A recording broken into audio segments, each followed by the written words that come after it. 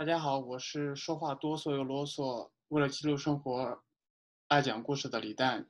今天是5月2号。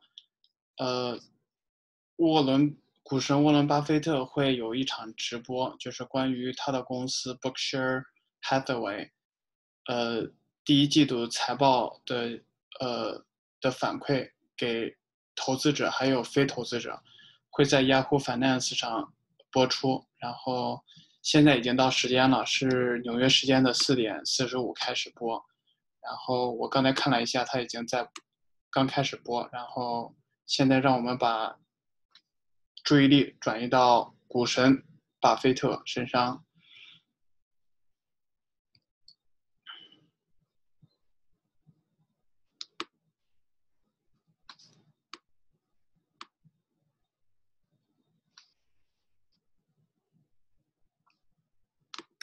Everything in the show that we normally have next year. G. Jane also, who is the vice chairman in charge of insurance, is safely in New York, and it just did not seem worthwhile for him to travel to Omaha for this meeting. On my left, we do have Greg Abel, and Greg is the vice chairman in charge of all operations except insurance. So Greg manages a business that has more than 150 billion in revenues and crosses across dozens of industries and has more than 300,000 employees. And he's been at that job a couple of years, and frankly, I don't know what I'd be doing today if I didn't have Ajit and Greg handling the duties that I was doing only about a quarter as well a couple of years ago. So I owe a lot of thanks to Greg, and you'll get exposed to him more as this meeting goes along. The meeting will be divided into 4 parts in a moment or two. I will talk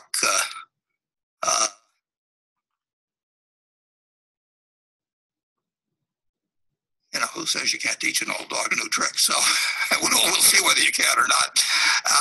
And I've got a number of slides, and I would like you to take you through those in the first section. We'll start in just a minute. And then we'll move on to a brief first quarter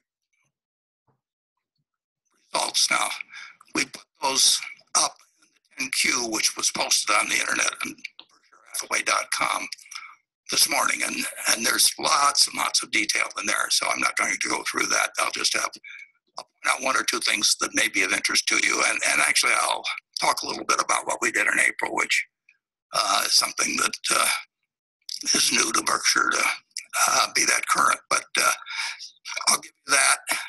Then we'll have the formal meeting, which will take maybe 15 or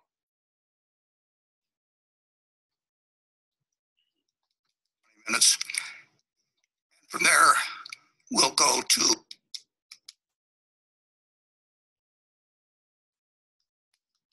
Becky Quick, who for a couple of hours will grill me and Greg on questions she's selected from a huge batch that I'm told she's received. They went to Carol Loomis and Andrew Ross Sorkin, as well as to Becky, but to simplify things, we've consolidated all those questions that Becky will ask, and like I say, we'll go for a couple of hours, and there's no specified cutoff time. At present, we'll just see how things develop. What's of course on everybody's mind the last 2 months or so is what's going to be the situation on terms of health in the United States, and what's going to be the situation in terms of the economy in the United States in the months and perhaps the years to come. And I don't really have anything to add to your knowledge on health. In school, I did okay in accounting, but I was a disaster in biology. And I'm learning about these various matters the same way you are. And I think I feel extraordinarily good about being able to listen to Dr. Fauci, who I'd never heard of a year ago. But I think we're very fortunate as a country to have somebody at 79 years of age who appears to be able to work 24 hours a day and keep humor about him and communicate in a very, very straightforward matter about fairly complex subjects and tell you when he knows something and when he doesn't know something. So I'm not going to talk about any political figures at all or politics generally this afternoon, but I do feel that I owe a huge debt of gratitude to Dr. Fauci for educating and informing me, actually along with my friend Bill Gates too, as to what's going on. And I know I get it from a straight shooter when I get it from either one of those. So thank you, Dr. Fauci.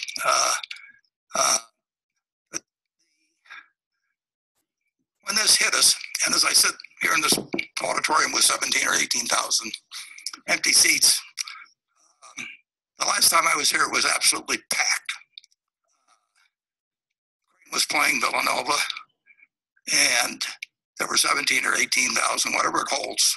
It was full, and there wasn't one person in that crowd. This was in January.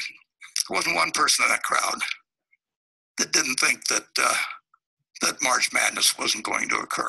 I mean, it's been a flip of the switch in a huge way in terms of national behavior, the national psyche.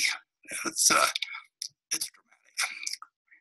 And when we started on this journey, which we didn't ask for, it seemed to me there was an extraordinary wide variety of possibilities on both the health side and on the economic side. I mean, it was, there was DEFCON 5 on one side and DEFCON 1 on the other side, and nobody really knows all the possibilities that there are, and they don't know what probability factor to stick on them. But in this particular situation, it did seem to me that there was an extraordinary range of things that could happen on the health side, and an extraordinary range in terms of the economy. And of course, they intersect and affect each other, so they're bouncing off each other as you go along. And I would say again, I don't know anything you don't know about health matters. But I do think the range of possibilities has narrowed down somewhat in that respect. We know we're not getting a best case, and we know we're not getting a worst case. The possibility initially of the virus was hard to evaluate, and it's still hard to evaluate. There's a lot of things we've learned about it, a lot of things we know we don't know, but at least we know what we don't know, and some very smart people are working on it, and we're learning as we go along. But the virus obviously has been very transmissible, but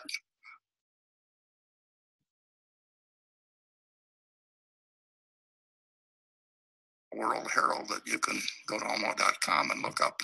It's also on the first page, I believe, on Google if you put in Spanish flu Omaha. And during that particular time, in maybe 4 months or so, Omaha had 974, I believe, deaths. And that was 0.5% of the population. That figure wasn't greatly different around the country. So if you think of 0.5% of the population now, you're talking 1,000,007 or thereabouts. Well, and unfortunately, in terms of the worst case, this does not appear to, in fact, I think almost rule out being as lethal as the Spanish flu was, but it's very, very transmissible. And of course, we have the problem, we don't know the denominator in terms of exactly how lethal it is, because we don't know how many people have had it and didn't know they had it. But in any event, the range of probabilities on health have narrowed down somewhat. I would say the range of probabilities or possibilities and the economic side are still extraordinarily wide. You know, we do not know exactly what happens when you voluntarily shut down a substantial portion of your society. In 2008 and 2009, our economic train went off the tracks. And there were some reasons why the roadbed was weak in terms of the banks and all of that sort of thing. But the train went. This time we just pulled the train off the tracks and put it on a siding. I don't really know of any parallel in terms of a very, very, well, the most important country in the world, most productive, huge population, in effect, sidelining its economy, its workforce, and obviously and unavoidably creating a huge amount of anxiety and changing people's psyche and causing them to somewhat lose their bearings in many cases, understandably. This is quite an experiment. And we may know the answer to most of the questions reasonably soon, but we may not know the answers to some very important questions for many years. So it still has this enormous range of possibilities. But even facing that, I would like to talk to you about the economic future of the country, because I remain convinced, as I have. I was convinced of this. World War II, I was convinced of it during the Cuban Missile Crisis, 9/11, the financial crisis, that nothing basically stop America, and we faced great problems in the past. We haven't faced this exact problem. In fact, we haven't really faced anything that quite resembles this problem. But we faced tougher problems, and the American miracle, the American magic, has always prevailed, and it will do so again. And I would like to take you through a little history to essentially make my case that if you were to pick one time to be born and one place to be born, you didn't know what your sex was going to be, you didn't know what your intelligence would be, you didn't know what your special talents or special deficiencies would be, that if you could do that one time, you would not pick 1720, you would not pick 1820, you would not pick 1920. You'd pick today, and you would pick America. Of course, the interesting thing about it is that ever since America was organized in 1789, George Washington took the oath of office, people have wanted to come here. Can you imagine that? For 231 years, there's always been people that wanted to come here. Now, my friend, I think has jumped the gun just a shade on putting up slide one, but I'm going to call from some slides as we go along. But the interesting thing about this country is what is on slide one. Let's put it up. And this is an extraordinarily young country. Now, I'm comparing it to a couple of guys that are pretty old, but when you think about the fact,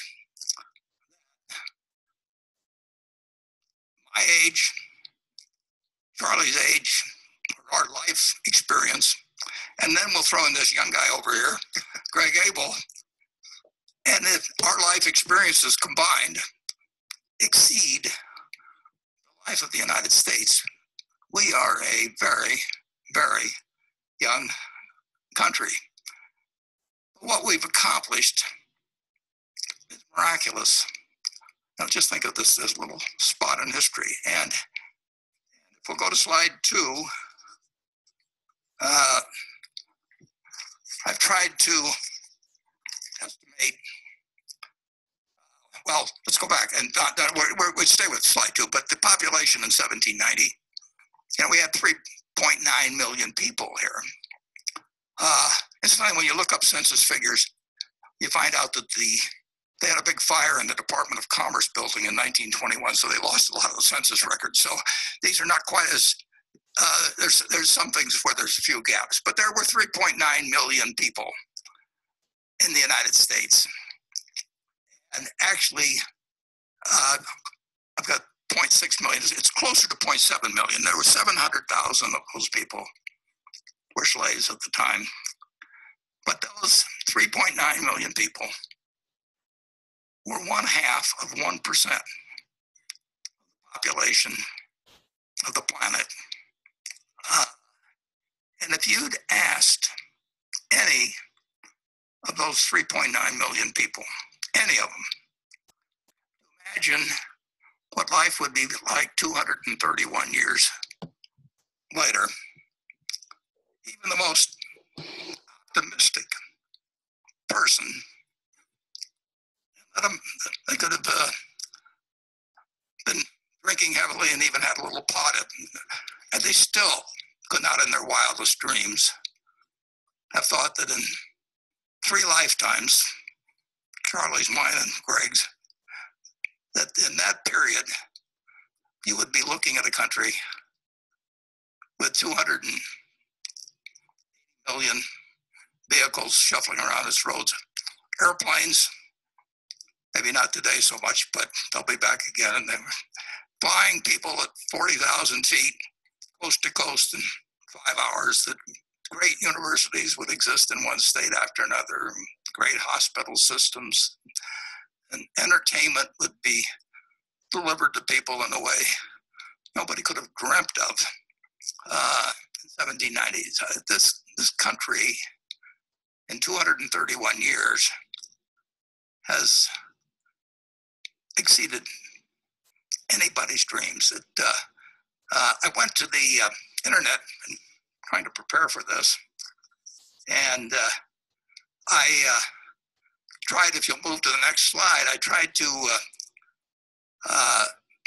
find out what was the wealth of the country in 1789, her starting point. And I punched in United States wealth. 1789, I tried 1790. I thought it might be a little easier in terms of a round year. And I think 4 million or so references came up. And I didn't look at all 4 million, but I can tell you the data collection in those early days on many fronts was not anything like today. You really can't find what I would consider reliable figures. You can find out how many mules there were in the country and a few things like that, and trying to add them them up. But in real estate, when when you're looking at houses or apartment houses or office buildings, that they're each slightly different than each other, but they look to comparable sales. So it's hard to find a lot of countries that have been sold where the wealth has been estimated. But it was interesting to go back and think about the fact that in 1803, we purchased for $15 million. We made the Louisiana Purchase. That's a little later than 1789, but that's the best comp, as they say in real estate. That's the best comp we could find for land mass anyway. And when we made that purchase, that was equal, incidentally, to about a quarter, about 800,000 plus square miles. But it was about a quarter of what the lower 48 states now contain. So we bought about a quarter of the lower 48 for $15 million back in 1803. And if you live in Texas and your grandfather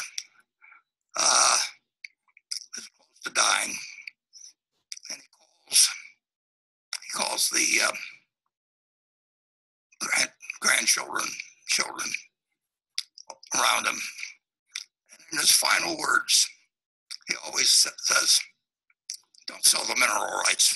Well, the French sold us the mineral rights on that $15 million deal as well. So we got that whole strip there. We got all of Kansas and essentially all of Oklahoma. And they produced 21 billion barrels of oil for us, amount of natural gas since the purchase. One of the sidelights is that we paid our $15 million for the Louisiana Purchase. We paid $3 million of it, 20% of it. We paid with 200,000 ounces of gold, valued at $15 an ounce, and that $3 million that the French took. And we got South Dakota as part of the Louisiana Purchase, and the Home State mine up there, before it closed, produced well over 40 million ounces of gold and 40 million ounces of gold, and about $60 billion worth. And like I say, 200,000 ounces took care of 20% of our purchase price. So the Louisiana Purchase was a bargain, but it's what the going price was for 800,000 square miles, I guess, at the time, and 3 cents an acre. And so I decided, by playing around with various numbers such as that, as a reasonable estimate of the worth of the country, in 1789, $1 billion was not a crazy figure. Now, if I'd been an academician or something, I would have put $1,107,400,000 or something like that. Or I would have made it look respectable, but it's a wild guess. But it's not a crazy figure. So what has happened? Let's move on to the next slide. To the wealth of the country since then. And here we have some figures that come out pretty regularly. Well, they do come out regularly, where the Federal Reserve estimates the net household worth of people in the United States, all the households in the United States. And you can look these up, and you'll see that there's 30 trillion of stocks, and single-family homes, there's 82 million or so owner-occupied single families, and maybe 45 million rental apartments and so on. So you start adding all these up, and the Federal Reserve tells us and I invite you to look at the data. It's kind of interesting that we now, in the United States, 231 years later, we have 100 trillion. We have more than 100 trillion of household wealth, even though the stock market's gone down somewhat since the last quarterly report. So you say, well, we've got a lot of inflation and everything. We actually, in the United States, for the first half of our existence, roughly, we didn't really have that much inflation. Inflationary periods and deflationary periods, but the general price level did not change that dramatically. But I will assume again for this calculation that there's been 20-for-1 inflation. It's way less than that in many commodities, but it's very hard to measure and talk about equivalent benefits from different kinds of products and so on and costs. But I think it's reasonable to say that the United States, in real terms, has increased in wealth. It's something in the area of 5,000 for one, which is really, it's mind-blowing. 5,000 for one in real terms in a country that had 0.5% of had a bunch of raw land. But a vision to accomplish that in 231 years, there's just no denying that's beyond what anybody could have dreamt earlier. But it was not done, and this is important, because we've now hit a bump in the road. It was not done without some very, very serious bumps in the road. It was not 231 years of steady progress. As a matter of fact, we had been in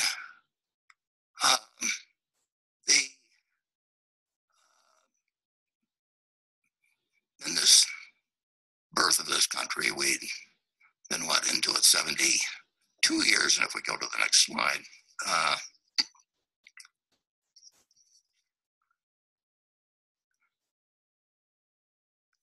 1861, we now had about 31 million people. With the 1960 census showed around 31 million people or thereabouts in the country, and 4 million of them were slaves, and we had never really resolved the very much unfinished business of what was involved in compromises in 1789, and we'll have more to say about that later. But we had something that not too many countries experience, and if you told people in 1789 that in 72 years you were going to have a division that caused the President of the United States at Gettysburg to say that testing whether that nation or any nation so conceived and dedicated can long endure. Imagine the President of the United States wondering aloud whether the country that he was presiding over could long endure only 72 years or 74 years at Gettysburg. Had taken place. So while this marvelous dream was being played out, roughly a third of the way through it, we faced this really moment of decision, and we entered into a contest that, if we'll go to the next slide, made an estimate that literally killed roughly 6% of the males in the country who were between 18 and 60. I'm assuming that there were more than 600,000 deaths in the war, and I think it's a reasonable estimate that that 18 to 60 group was males were by far the great proportion. So imagine 6% of your working prime age males in a country are wiped out in 4 years. So when we look at the progress of this country and we think of our own problems now, I just ask you to ponder, and we'll move to the next slide. That would be equivalent today to having 4 billion males in that same age group similarly wiped out. So that was one incredible interruption which this country nevertheless worked through while compiling this American dream that is one of the wonders of the world, perhaps the wonder of the world in many senses. So let's move on to another crisis of a different sort that hit the country.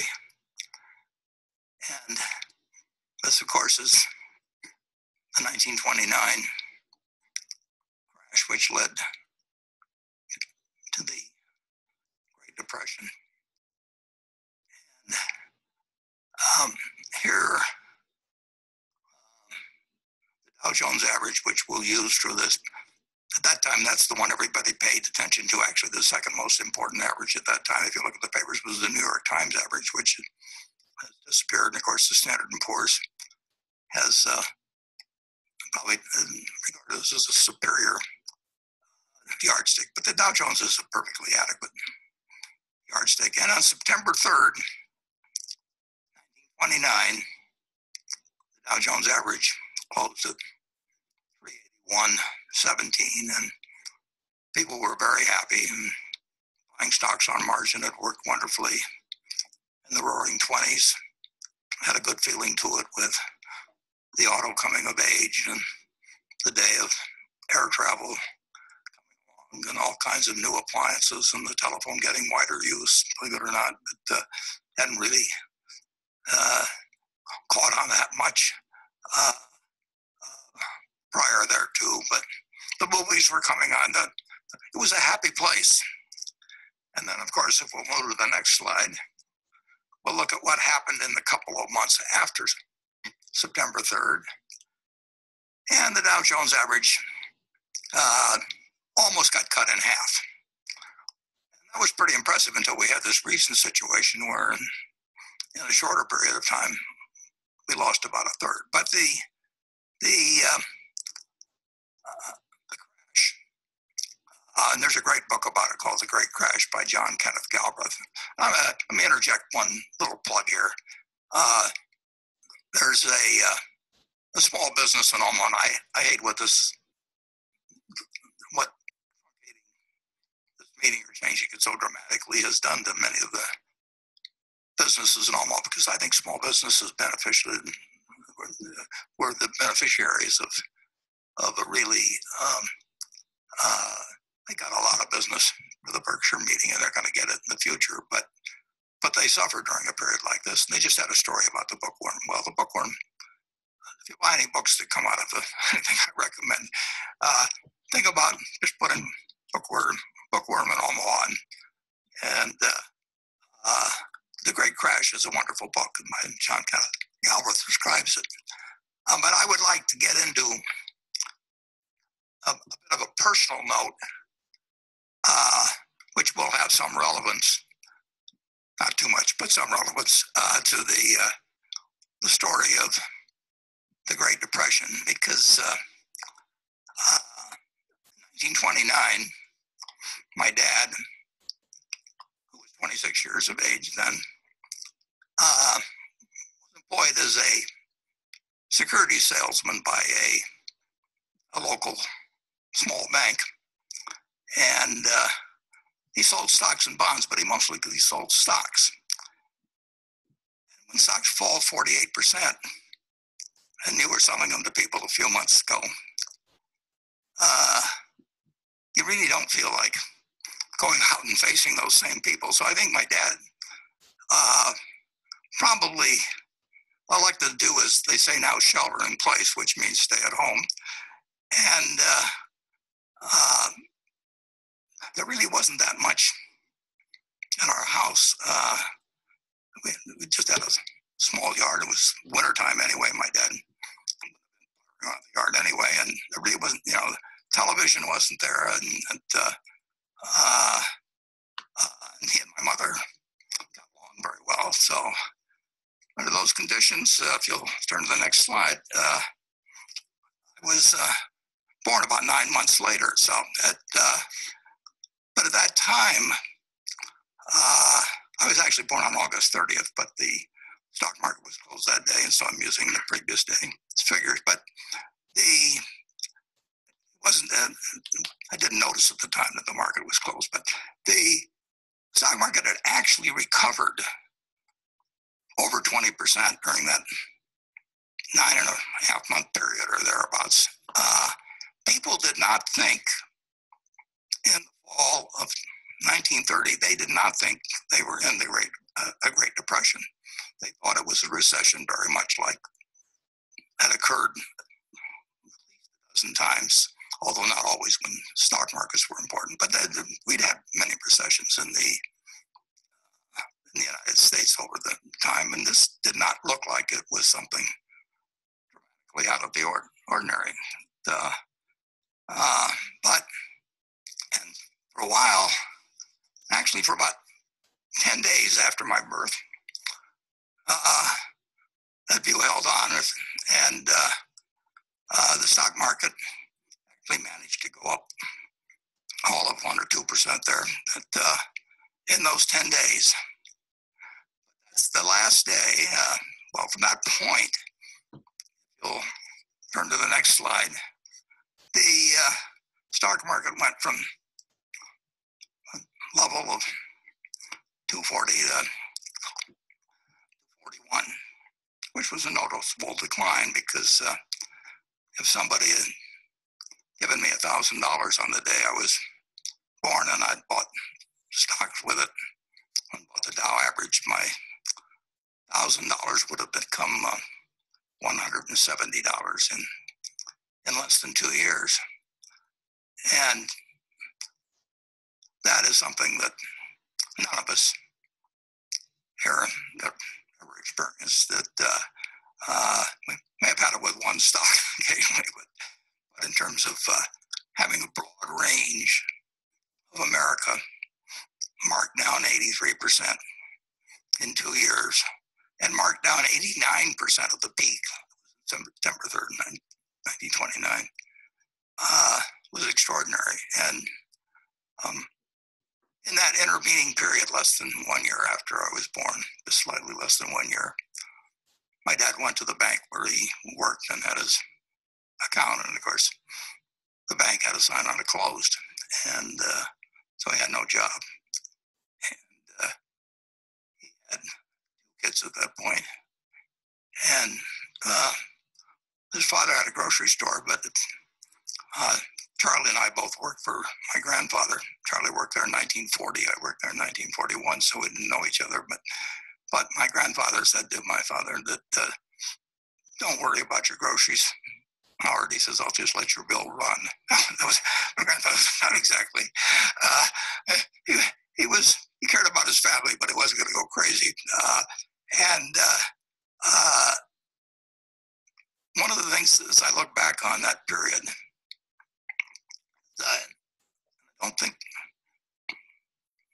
economists generally like to give it that much of a point of importance, but if we'd had the FDIC 10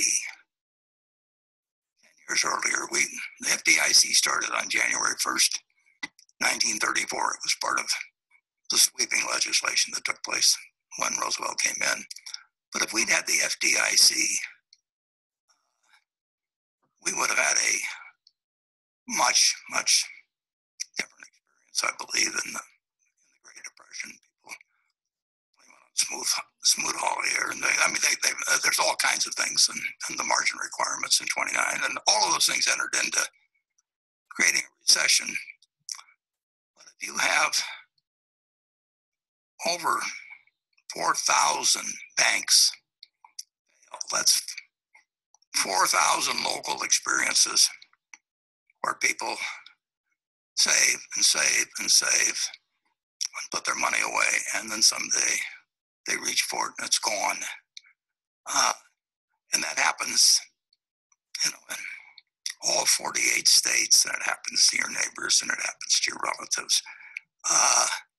It has to have an effect on the psyche that's incredible. So one very, very, very good thing that came out of the Depression, in my view, the FDIC, and it would have been a somewhat different world, I'm sure, if the bank failures hadn't just rolled across this country, and with people that they were savers found out that they had nothing when they went there, and there was a sign that said closed. Incidentally, the FDIC, very few people know this, but at least they don't appreciate it. The FDIC does not cost the American taxpayer a dime. I mean, its expenses have been paid, its losses have been paid, all through assessments on banks. It's been a mutual insurance company of the banks, backed by the federal government, associated with the federal government.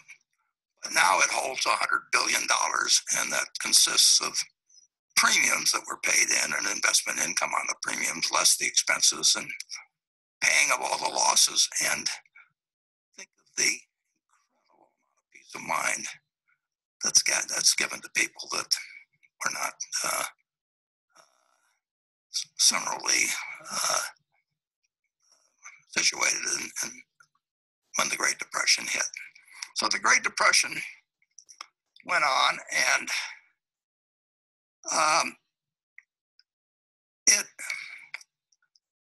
lasted a very long time, but it lasted a lot longer in the minds of people than it did actually in its effects.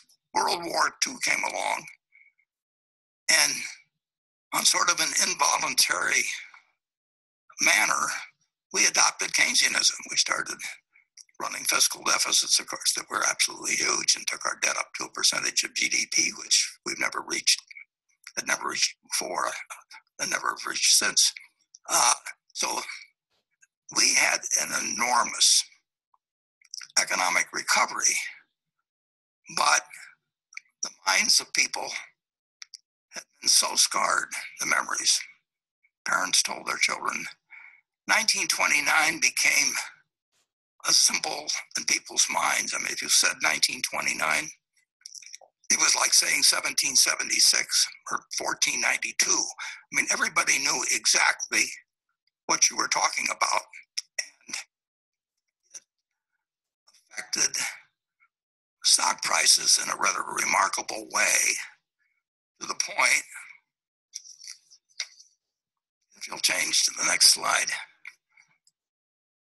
it was January 4th of 1951 that the kid who was born on August 30th in 1930 had finished college before the stock market got back to where it was at that earlier time. So take the years from 1930, or 1929, really, to 1951, or take the year from my birth, 20 years, and bear in mind that the country was only 140 years old when this started. That's 20 years out of this amazing 231-year lifetime of our country.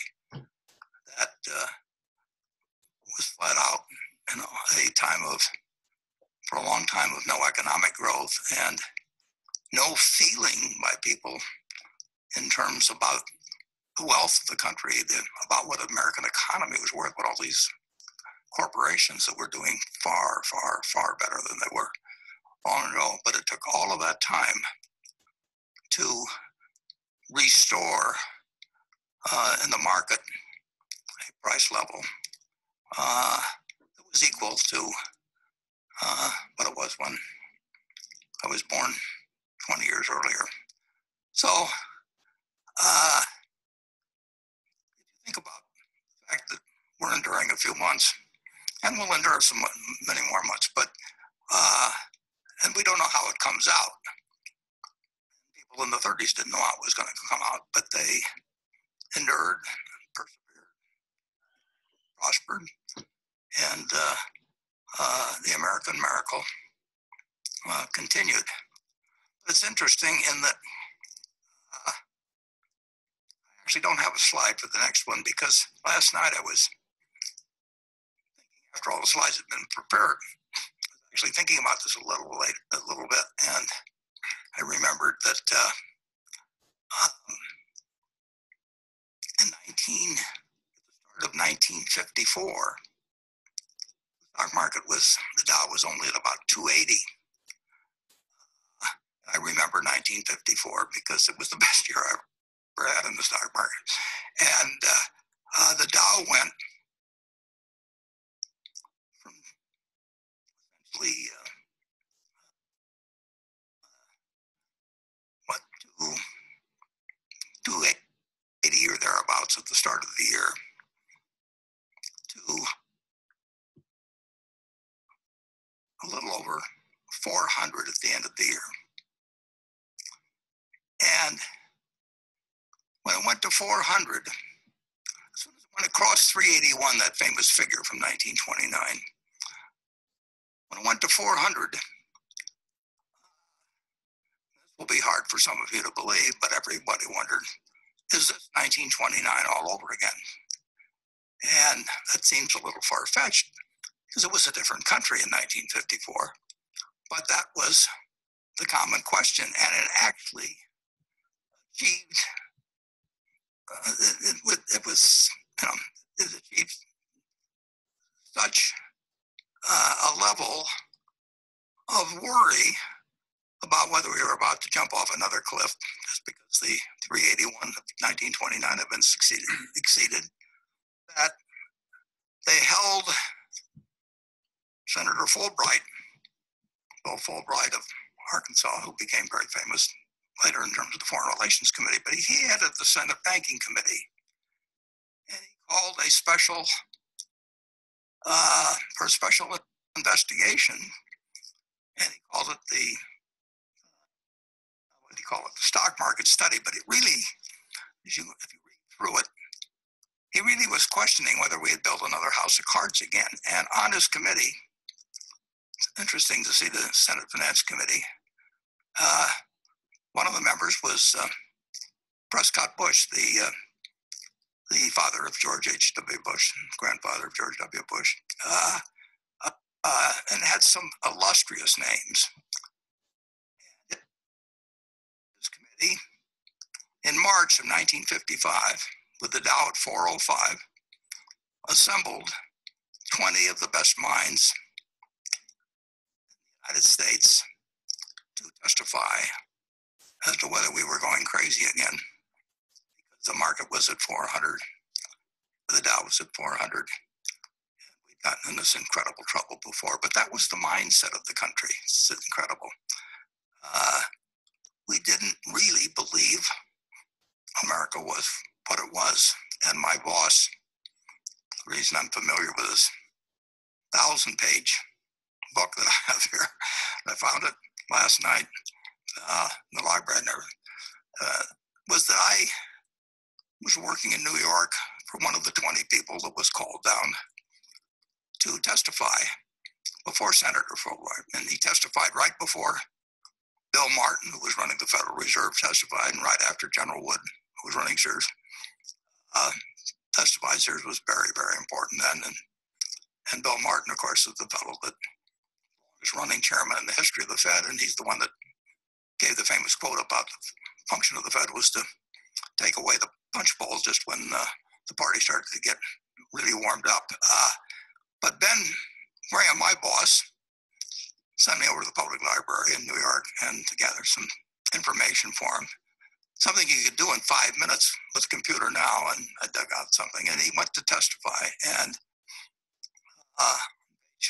545 of this book, I knew where to look. I didn't have to go through it all, but he had the quote, which I remember, and I remember because Ben Graham was one of the 3 smartest people I've met in my life, and he was the dean of people in securities business. He wrote the classic security analysis book in 1934. He wrote the book that changed my life, The Intelligent Investor, in 1949. He was unbelievably smart. And when he testified, the Dow at 404, he had one line in there right toward the start in his written testimony, and he said, the stock market is high, looks high. It is high, but it's not as high as it looks. But he said it is high. And since that time, if we'll turn to the next slide, of course, we felt the American tailwind at full force, and the Dow, let's see, when the Dow went down Friday, but when we made the slide, it was about 24,000. So you're looking at a market today that has produced $100 for every dollar. All you did was had to believe in America and just buy a cross section of America. You didn't have to read the Wall Street Journal. You didn't have to look up the price of your stock. You didn't have to pay a lot of money in fees to anybody. You just had to believe that America was intact. But you'd had this testing period between 1929 and really, certainly 1954 is indicated by what happened when it got back up to 380. This testing period, and people really they'd lost faith to some degree. They just didn't see the potential of what America could do, and we found that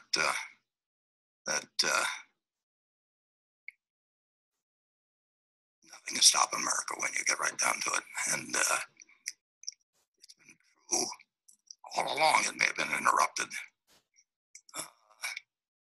with the scariest of scenarios when you had a war with one group of states fighting another group of states. And it may have been tested again in the Great Depression, and it may be tested now to some degree. But in the end, the answer is never bet against America. And that, in my view, is as true today as it was in 1789. And even was true during the Civil War and the depths of the Depression. Now, I'm now about to say something that and don't change the slide yet. I'm now about to say something that some of you will be tempted to argue with me about, but I would make the case that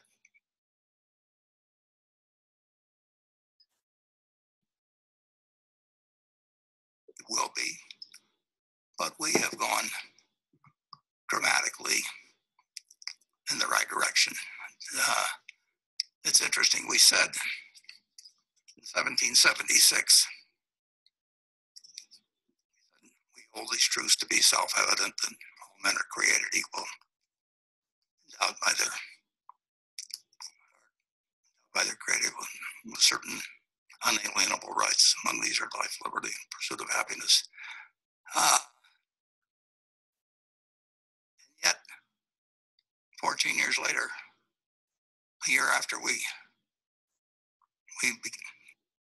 really officially began the country in 1789, adopted a constitution, we found that more than 15% of the people in the country were slaves. And we wrestled with that. But when you say the word self-evident, that sort of sounds like you're saying any damn fool can recognize that. And you certainly say, you can argue maybe a little bit about life and the pursuit of happiness, but I don't see how in the world anybody can reconcile liberty with the idea that 15% of the population was enslaved. And it took us a long time to at least partially correct that. The economy took a civil war. It took losing 6% of those people, that the males that were between 18 and 60 years of age.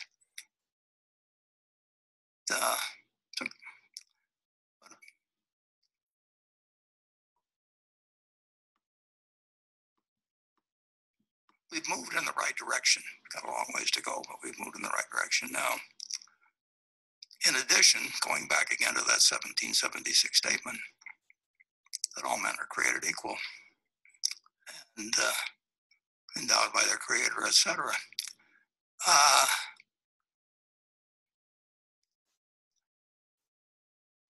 It was self-evident to the 50% of the population that they were getting a fair deal for over half the lifetime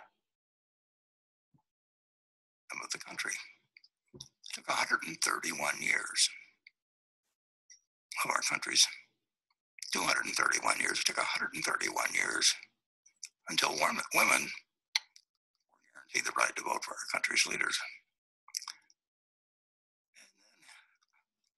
And then, even more remarkable, that after we adopted the 19th Amendment in 1920, it took 61 more years until a woman was allowed to join those 8 males on the Supreme Court. I grew up thinking that the Supreme Court, must have been someone that said it had to be 9 men, but it 61 years, so it took 192 years before Sandra Day O'Connor was appointed to the court. And now you can say that there was a pipeline problem. Half the population may have been women in 1920, but they weren't half the lawyers. They weren't 10% of the lawyers probably. So you can understand some delay, but 61 years is a long time.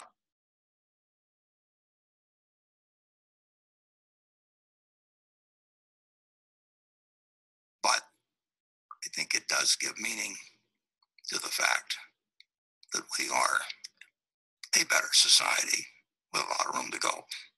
But we are a better society than existed in 1789. When you go to Colonial Williamsburg, you have that. I've been there a couple of times. As a matter of fact, I watched the debate between Jimmy Carter and Gerald Ford there. That's in 1976.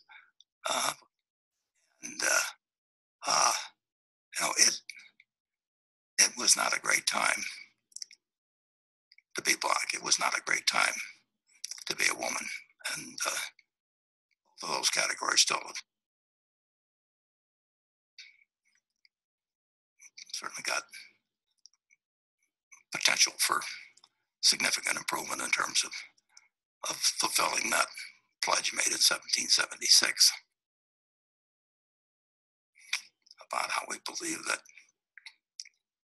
it's self-evident that all men are created equal. But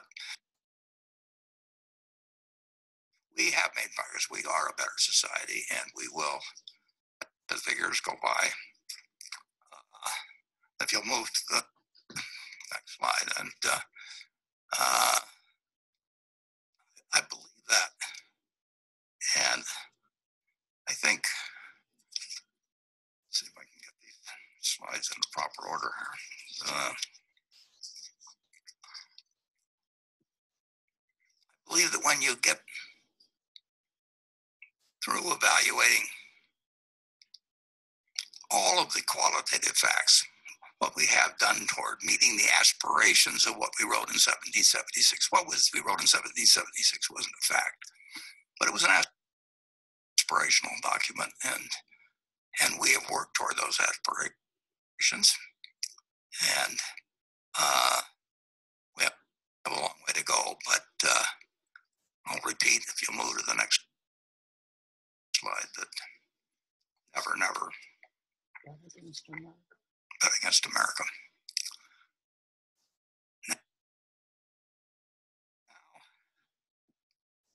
Move on now to a much broader subject, what I don't know.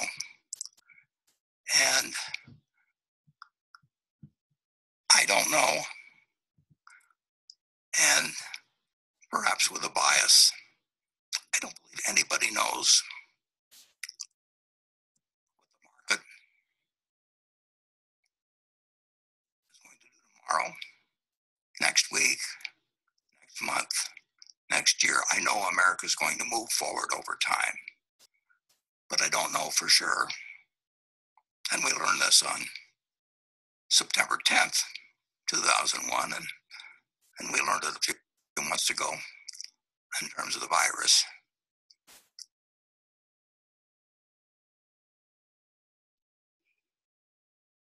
Anything can happen. Can do anything. On October, whatever it was in 1987, October 11th, I believe, Monday, the markets went down 22% in one day. In 1914, they closed the stock market for about 4 months.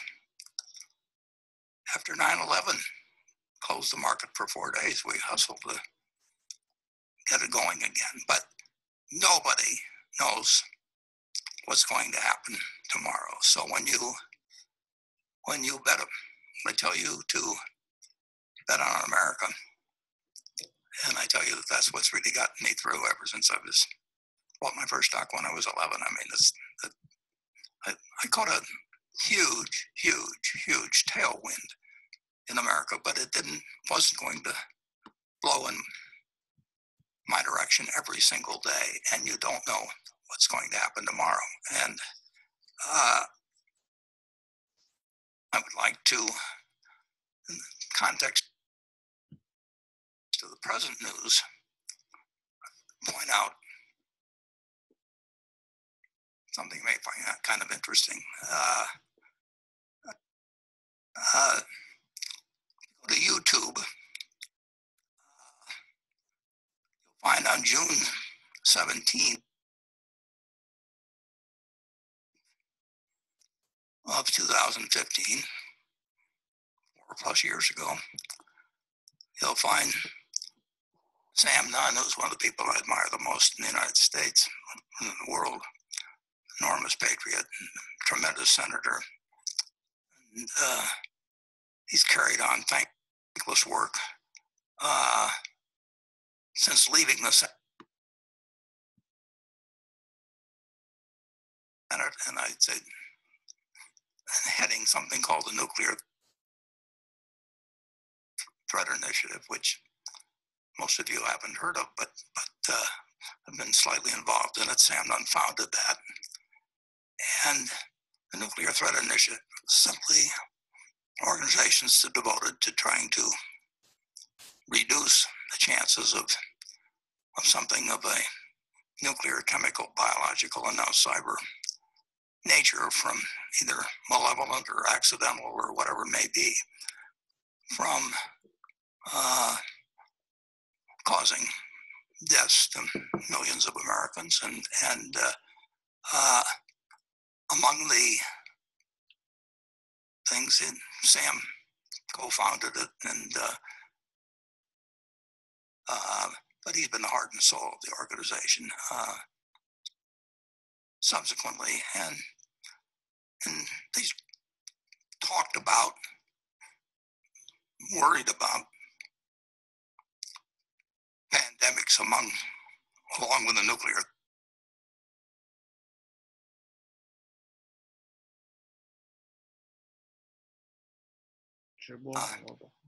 And Sam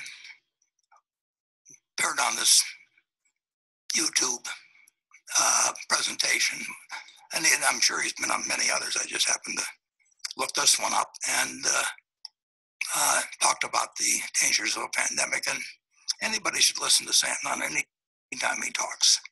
So he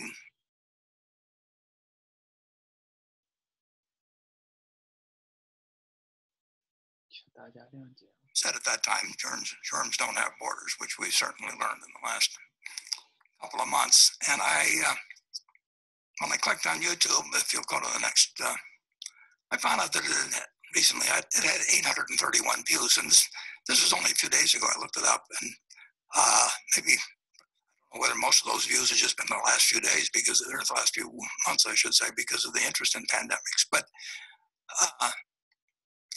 it is hard to think about things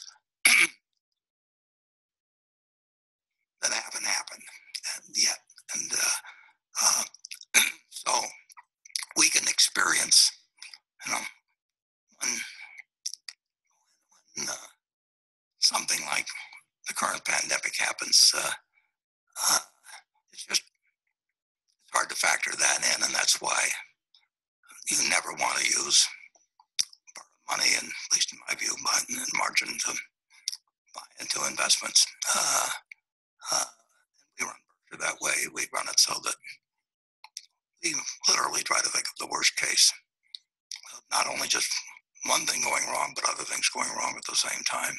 Maybe partly caused by the first, but maybe independent even of the first. And, you learned in I don't know what grade now, probably earlier than when I went to school, but in 5th or 6th grade, that anything, you can have any series of numbers times 0, and just need 1 0 in there, and the answer is 0. And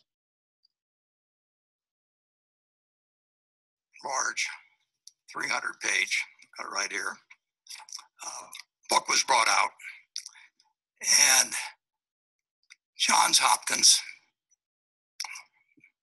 one of the most respected institutions in the country, the Nuclear Threat Initiative, NTI, and the intelligence group at The Economist collaborated to evaluate the problems of the worldwide preparedness for pandemics, essentially. And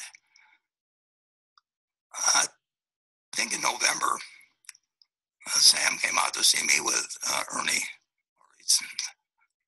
Secretary of Energy, who now is the CEO of NTI. He and Sam are co-chairman. And Beth Cameron, who did a lot of work on this report, came out to see me. And they gave me, in November, I believe, of last year, they gave me this appraisal. And the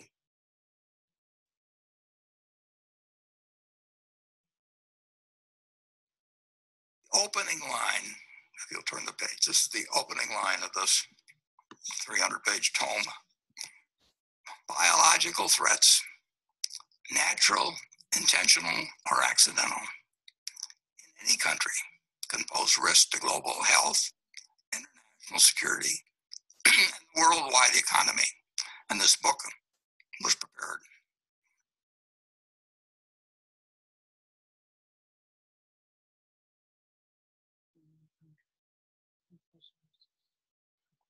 and again,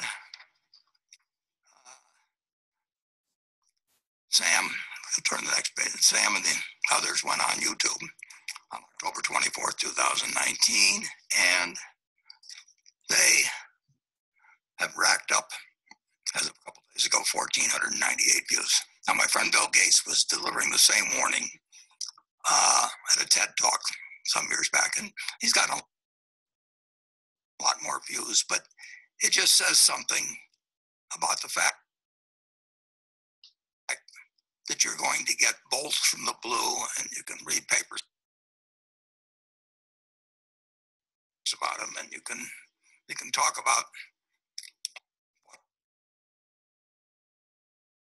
will happen if some, as they used to, fellows at Sigma, Solomon used to tell me, some 25 Sigma event comes along, and then, they'd say this, that'll happen once in the life of the universe, and that it happens to them a couple of times in a month, and they go broke.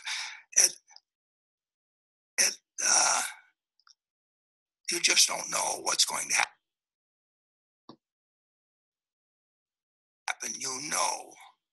At least in my view, that America's tailwind is not exhausted. You're going to get a fine result if you own equities over a long period of time.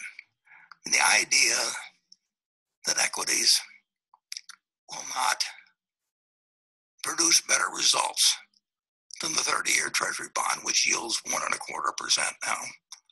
It's taxable income.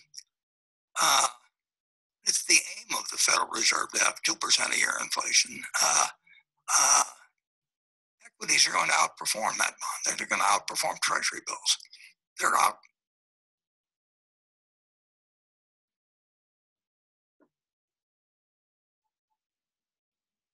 It's interesting that stocks offer, stocks are we always look at stocks as just being a part of a business. I mean, stocks are a small part of a business. If in 1789 you'd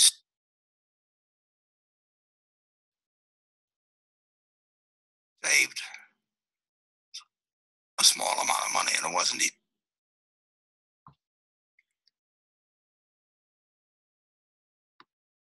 to save, you might have bought, with those savings, you might have bought a tiny plot of property. Maybe you bought a house, a reasonably high percentage would succeed in a way and earn decent returns. But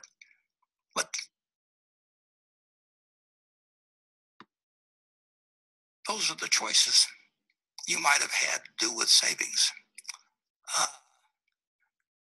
And they started offering bonds originally, and there again, you got a limited return, but the return may have been, in those days, may have been 5 or 6% or something of the sort. But you can't buy risk-free bonds.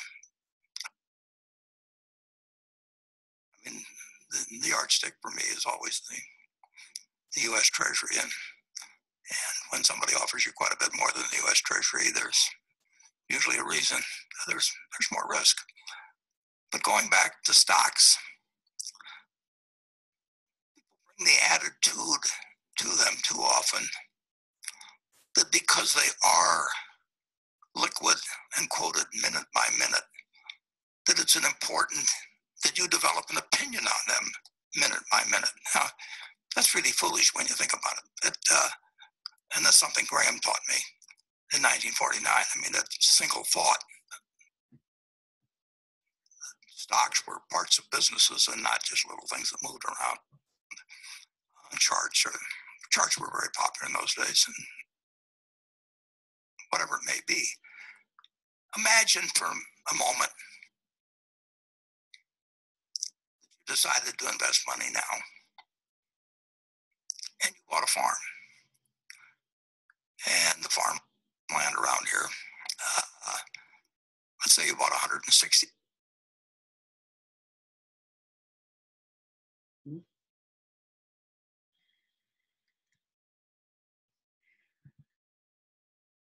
The acres. And you bought it at X per share or per acre. And the farmer next to you had 160 identical acres, same contour, same quality of soil quality. So it was identical.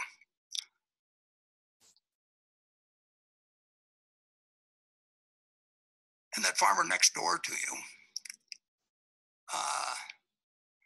a very peculiar character, because every day that farmer with the identical farm said, I'll sell you my farm, or I'll buy your farm.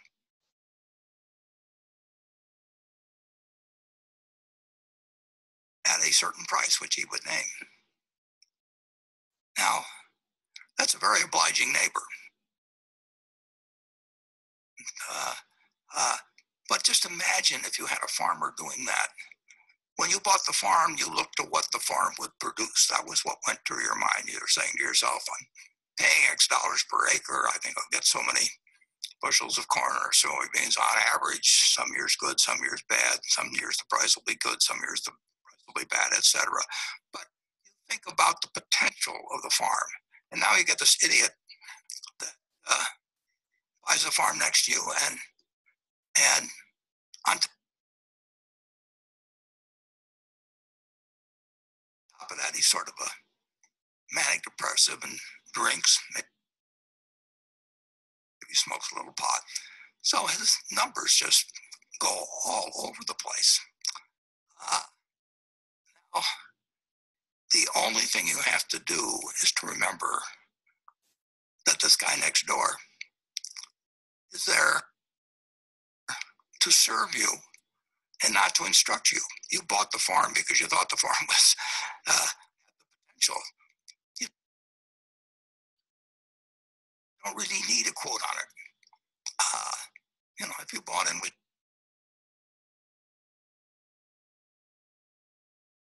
John D. Rockefeller or Andrew Carnegie, and there were never any quotes. Well, there were quotes later on, but basically, you bought into the business, and that's what you're doing when you buy stocks.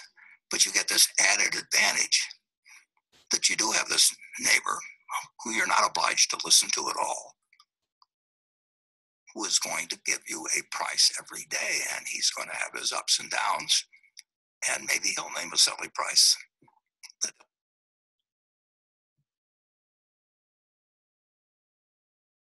Buy it, in which case you sell if you want to, or maybe he'll name a very low price, and you'll buy his farm from him. But you don't have to, and you don't want to put yourself in a position to where you have to. So stocks have this enormous inherent advantage of they know, and that you should pay a lot of attention to their thoughts about what price changes should be, or you tell yourself that there should be this great difference. But the truth is, if you owned the businesses you liked prior to the virus arriving, it changes prices and it changes, but nobody's forcing you to sell. And if you really like the business and you like the management you're in with, and the business hasn't fundamentally changed, and I'll get to that a little when I report on Berkshire, which I will soon, I promise. Stocks have an enormous advantage, and you still can bet on America, but you can't bet unless you're willing and have an outlook to independently decide that you want to own a cross-section of America, because I don't think most people are in a position to pick single stocks. A few may be, but on balance, I think people are much better off buying a cross-section of America and just forgetting about it. If I'd done that when I got out of college, it's all I had to do to make 100 for one and collect dividends on top of it, which would increase substantially over time. The American tailwind is marvelous. American business represents, and it's going to have interruptions, and you're not going to foresee the interruptions, and you do not want to get yourself in a position where those interruptions can affect you, either because you're leveraged or because you're psychologically unable to handle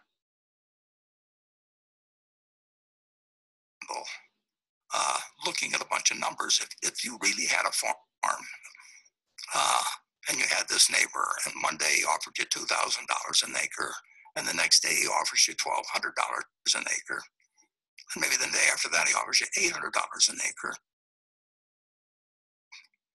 are you really going to feel that at $2,000 an acre, when you had evaluated what the farm would produce, are you going to let this guy drive you into thinking I better sell because his number keeps coming in lower all the time? It's a very, very, very important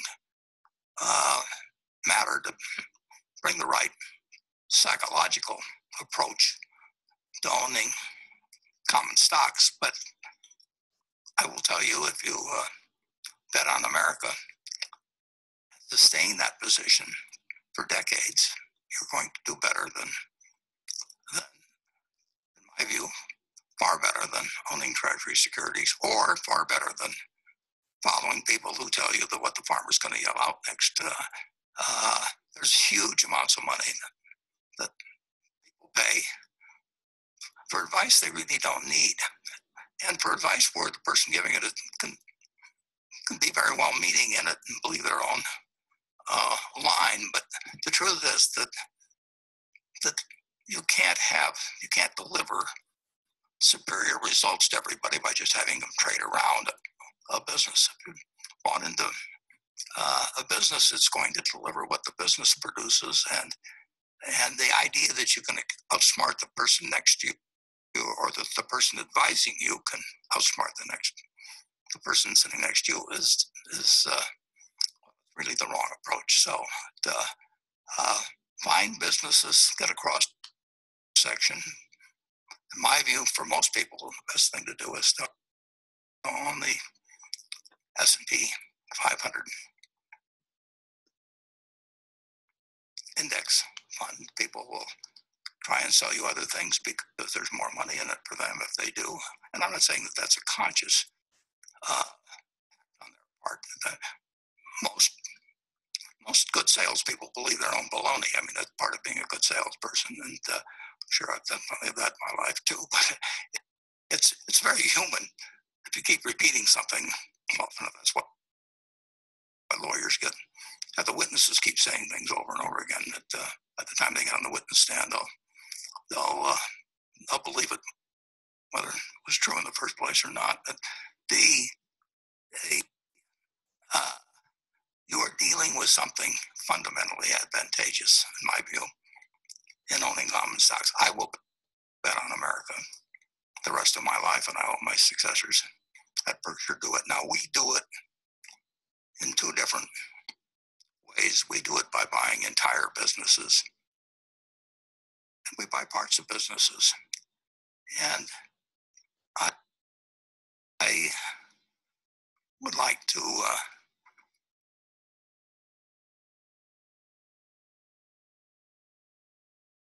entire businesses when we buy them, but we don't get a chance to do that very often. Most of the best businesses are not available for sale in their entirety, but we don't mind in the least buying partial interests in businesses, and we would rather own 6 or 7 or 8% of, a wonderful company and regard it as a partnership interest essentially in that company, and we get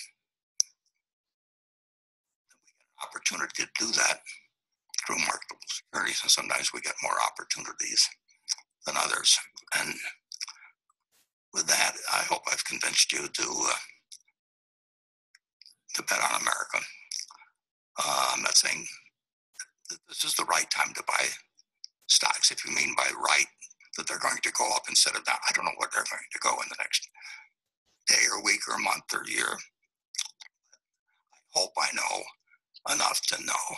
Well, I think I can buy a cross section and do fine over 20 or 30 years. And I think that's kind of for a guy 89, that optimistic viewpoint. But I hope that really everybody would buy stocks with the idea that they're buying partnerships in businesses, and they wouldn't look at them as chips to move around up or down. So we will just now take a quick look.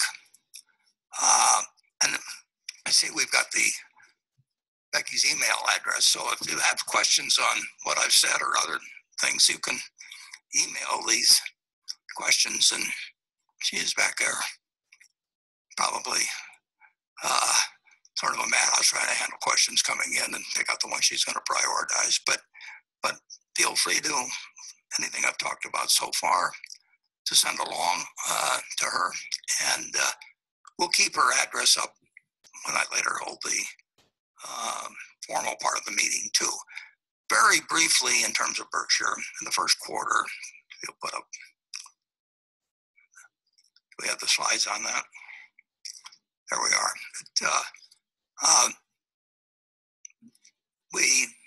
Our operating earnings were, and there's much more about this in the 10Q, and it's really not worth spending any real time on, but the operating earnings for the first quarter have no meaning whatsoever in terms of forecasting what's going to happen the next year.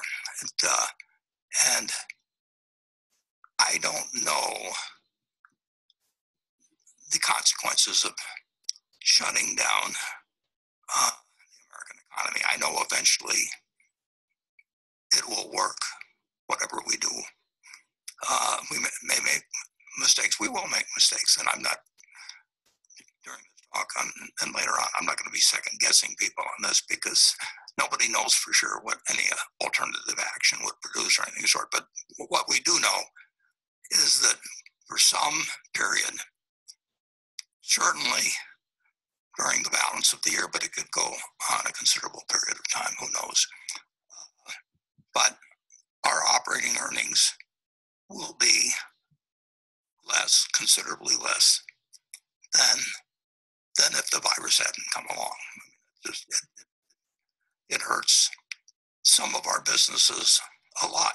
I mean, you shut down. Some of our businesses effectively been shut down. It affects, there's much less. Our three major businesses of insurance and the BNSF Railroad and our energy business, those are our three largest by some margin. They're in a reasonably decent position. They'll spend more than their depreciation. So some of the earnings will go along with depreciation, will go toward increasing fixed assets. But basically, these businesses will produce cash even though their earnings decline somewhat. And if we'll go to part two, at Berkshire, we keep ourselves in an extraordinarily strong position. We'll always do that. That's fundamental. We insure people. We're a specialist to some extent and a leader. It's not our main business, but we sell structured settlements. That means somebody gets in a terrible accident, usually an auto accident, and they're going to require care for 10, 30, 50 years. And their family or their lawyer is wise enough, in our view, to, rather than take some big cash settlement, to essentially arrange to have money paid over the lifetime of the individual to take care of their medical bills or whatever it may be. And we're a large, we've got many, many, many people that, in effect, have staked their well-being on the promises of Berkshire to take care of them for, like I say, maybe 50 years or longer into the future.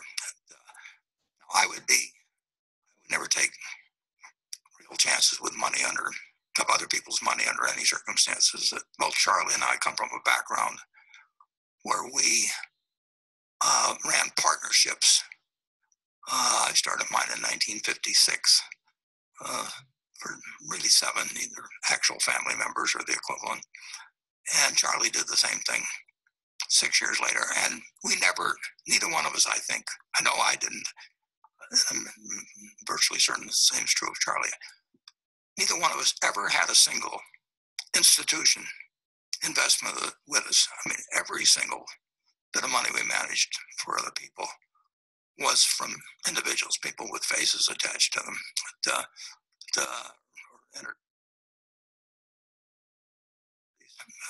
money with faces attached to them. And so we've always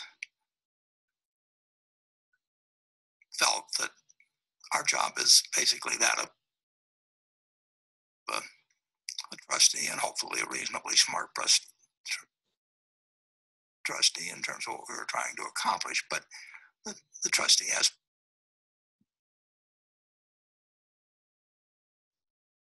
has been very important. And it's true for the people with the structured settlements. It's true for up and down the line, but it's true for the owners very much too. So we always operate from a position of strength. Now, I show on a slide that's up, I show our, let's go back one. I show our net, our cash and treasury bill position on March 31st. And you might look at that and say, well, you've got 125 billion or so in cash and treasury bills, and you've got, at least at that point, we had about 180 billion or so in equities, and you can say, well, that's a huge position to have in treasury bills versus just 180 billion in equities. But we really have far more than that in equities, because we own a lot of businesses. We own 100% of the stock of a great many businesses, which to us are very similar to the marketable stocks we own. We just don't own them all. They don't have a quote on them. But we have hundreds of billions of wholly owned businesses. So they are 124 billion is not some 40% or so cash positions. Is far less than that, and we will always keep plenty of cash on hand, and for any circumstance. If a 9/11 comes along, if the stock market is closed as it was in World War I, it's not going to be. But I didn't think we were going to be having a pandemic when I watched that Creighton Villanova game in January either. So we want to be in a position at Berkshire where, well, you remember Blanche DuBois and A Streetcar Named Desire. That goes back before many of you. But she said she didn't want him. In Blanche's case, she said that she depended on the kindness of strangers, and we don't want to be dependent on the kindness of friends even, because there are times when money almost stops. We had one of those, interestingly enough.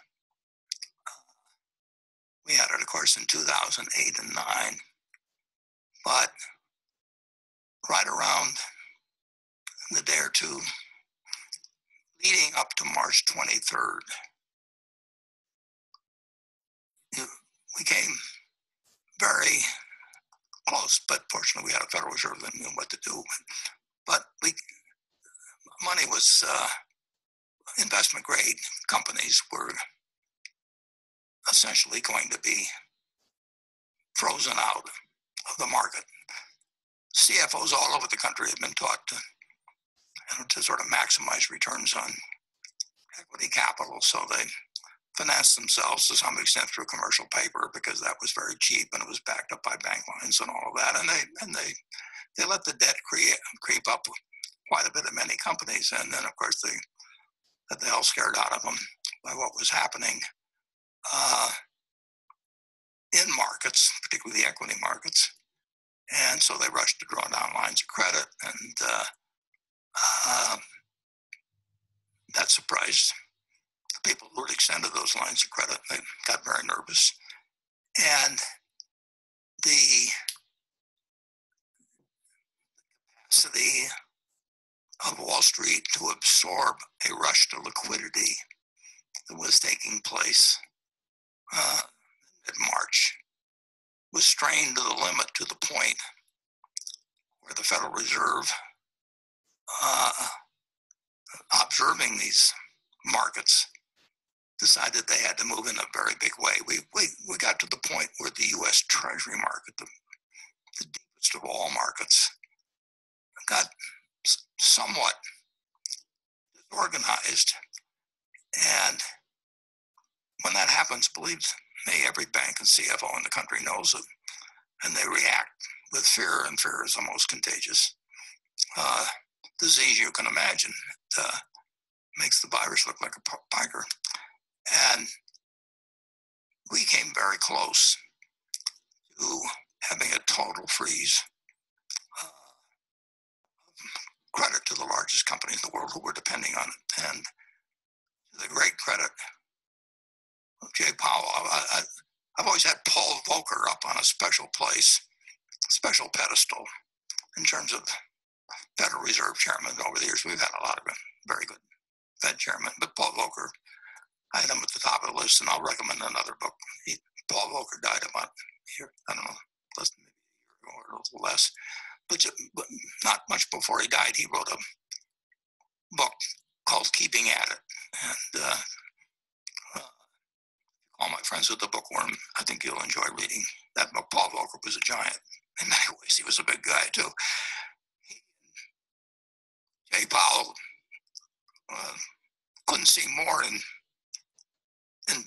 temperament or anything, but Jay Powell, in my view, and the Fed board belong up there on that pedestal because with him, because they acted in the middle of March, probably somewhat instructed by what they'd seen in 2008 and 9. They reacted in a huge way and essentially allowed what's happened since that time to play out the way it has. March, where the market had essentially frozen after mid-month, ended up, because the Fed took these actions on March 23rd, it ended up being the largest month for corporate debt issuance, I believe, in history. And then April followed through and was even a larger month. And you saw all kinds of companies grabbing everything, coming to market, and spreads actually narrowed. And every one of those people that issued bonds in late March and April sent a thank you letter to the Fed, because it would not have happened if they hadn't operated with really unprecedented speed and determination. We'll know the consequences of swelling the Fed's balance sheet. You can look at the Fed's balance sheet. They put it out every Thursday. It's kind of interesting reading if you're like me. It's up there on the internet every Thursday, and you'll see some extraordinary changes there in the last 6 or 7 weeks. And like I say, we don't know the consequences of that, and nobody does exactly. And we don't know the consequences of what they undoubtedly will have to do, but we do know the consequences of doing nothing. And that's would have been the tendency of the Fed in many years past, not doing nothing, but doing something inadequate. But Mario Draghi, brought the whatever it takes to Europe, and the Fed in mid-March sort of did whatever it takes squared, and we owe them a huge thank you. But we're prepared at Berkshire. We always prepare on the basis that maybe we'll not have a chairman that acts like that, and we really want to be prepared for anything. So that explains some of the 124 billion in cash and bills. We don't need it all, but we do never want to be dependent on the kindness of strangers, but the kindness of friends. Now, in the next slide, we have what we did in equities, and these numbers are tiny when you get right down to it. I mean, we're having 500 billion or so in net worth, and I mean not in net worth, but in market value at the start of the year or something close to that. We bought in 1.7 billion of stock, and our purchases were a couple of billion more than our sales of equities. But as you saw on the previous slide, we had operating earnings of almost 6 billion, and so we did very, very in the first quarter. And then I've added another figure which I wouldn't normally present to you, but I want to be sure that if I'm talking to you about investments in stocks more than I usually have, I want you to know what Berkshire's actually doing now. You'll see in the month of April that we sold 6 billion or so of securities, and that isn't because we thought the stock market was going to go down or anything of the sort, or because somebody changes their target price or they change this year's earnings forecast. I just decided that I'd made a mistake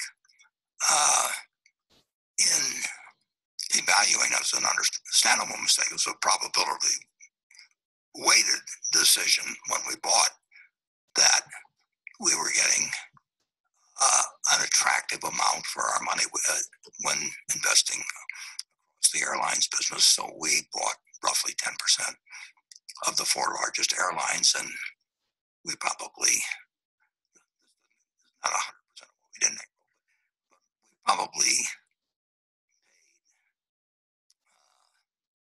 7 or 8 billion, and somewhere between 7 and 8 billion to own 10% of the 4 large companies in the airline business, and we felt for that we were getting $1 billion roughly of earnings. Now weren't getting $1 billion of dividends, but we felt our share of the underlying earnings was $1 billion, and we felt that number was more likely to go up than down over a period of time. That it would be cyclical, obviously, but it was as if we bought the whole company, but we bought it through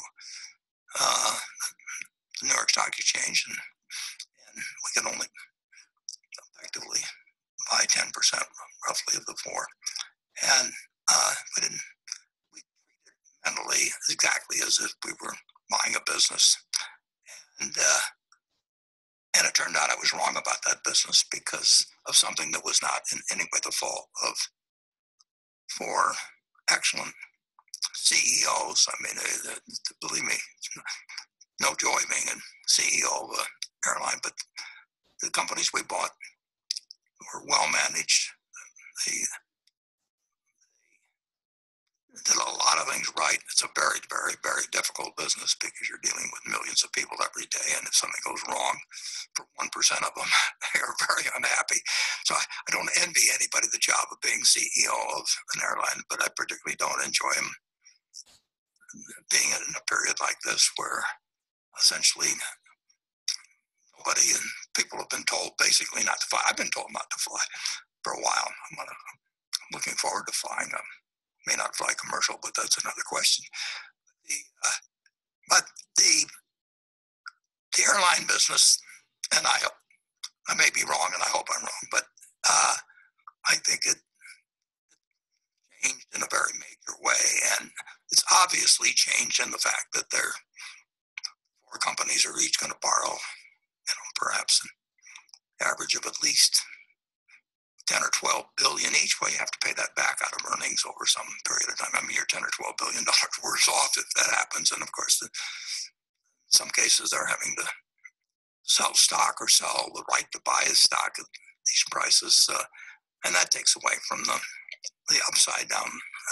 And I don't know whether 2 or 3 years from now that as many people will fly as many passenger miles as they did last year. They may and they may not. But the future is much less clear to me. The business will turn out through absolutely no fault of the airlines themselves. But something that was a low probability event happened, and it happened to hurt particularly the travel business, the hotel business, cruise business. our business. But the airline business in particular, and of course the airline business has the problem that if it comes back 70% or 80%, the aircraft don't disappear. So you've got too many planes, and then that way, when the orders were placed a few months ago, or when arrangements were made, the world changed for airlines, and I wish them well. But it's one of the businesses we have. We have businesses we own directly that are going to be hurt significantly. The virus will cost Berkshire money. It doesn't cost money because of our stock and various other businesses moves around. I mean, YZ, which is one of our holdings, and we own it as a business, and we like the business. The stock goes down 20 or 30 or 40%. We don't feel we're poor in that situation. We felt we were poor in terms of what had actually happened to those airline businesses, just as if we'd owned 100% of them. So that explains those sales, which are relatively minor, but I want to make sure that nobody thinks that that involves a market prediction. Pretty well wraps it up for Berkshire. So now we move into the formal part of the meeting, which will be followed by a fairly extended question and answer period if there are a lot of questions with Becky. And while we're doing this formal part of the meeting, it's not too exciting, so feel free to leave your or whatever you're viewing this through, and if you want to send questions to Becky, we'll keep her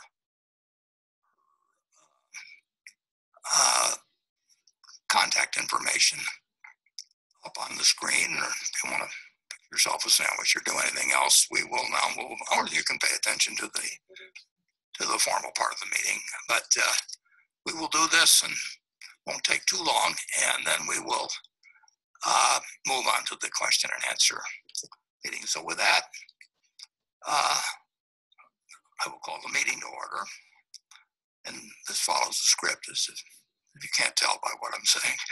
I'm Warren Buffett, Chairman of the Board of Directors of the company, and I welcome you to this 2020 annual meeting of shareholders.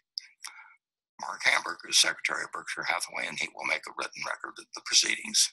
Dan Jackson has been appointed Inspector of Elections at this meeting. He will certify to the count of votes cast in the election for directors and the motions to be voted upon at this meeting.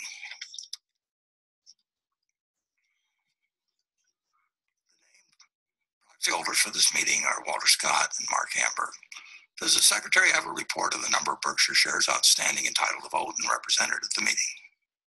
Yes, I do. As indicated in the proxy statement that accompanied this note, the notice of this meeting that was sent to all shareholders of record on March 4th, 2020, the record date for this meeting, there were 699,123 shares of Class A Berkshire Hathaway common stock outstanding, with each share entitled to one vote on motions considered at the meeting, and 1,382,352,370 shares of Class B Berkshire Hathaway common stock outstanding, with each share entitled to 1/10,000th of one vote on motions considered at the meeting. Of that number, 472,037 Class A shares and 834,802,274 Class B shares are represented at this meeting by proxies returned through Thursday evening, April 30th. Thank you. That number represents a quorum, and we will therefore directly proceed with the meeting. First order of business will be a reading of the minutes of the last meeting of shareholders. I recognize Ms. Debbie Bozanic, who will place a motion before the meeting. I move that the reading of the minutes of the last meeting of shareholders be dispensed with and the minutes be approved. Do I hear a second? I second the motion. The motion is carried. The next item of business is to elect directors. I recognize Ms. Debbie Bozanic to place a motion before the meeting with respect to election of directors. I move that Warren Buffett, Charles Munger, Gregory Abel, Howard Buffett, Stephen Burke, Kenneth Chenault, Susan Decker, David Gottesman, Charlotte Guyman, Ajit Jain, Thomas Murphy, Ronald Olson, Walter Scott, and Merrill Whitmer be elected as directors. I second the motion. It has been moved and seconded that Warren Buffett, Charles Munger, Greg Abel, Howard Buffett, Steve Burke, Ken Chenault, Susan Decker, David Gottesman, Charlotte Guyman, Ajit Jain, Tom Murphy, Ron Olson, Walter Scott, and Merrill Whitmer be elected as directors.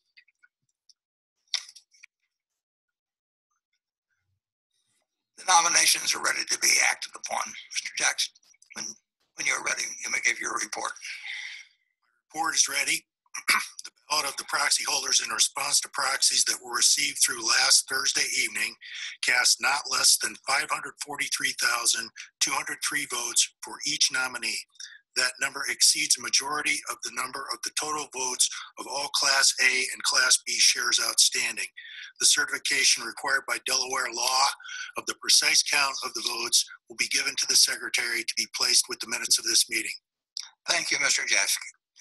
Warren Buffett, Charles Munger, Greg Abel, Howard Buffett, Steve Burke, Ken Chenault, Susan Decker, David Gottesman, Charlotte Guyman, Ajit Jain, Tom Murphy, Ron Olson, Walter Scott, and Merrill Whitmer have been elected as directors. And Ken, if you're watching or listening, Ken Chenault, our new director, actually got the highest vote of all the directors, well ahead of me, I might add. So congratulations, Ken.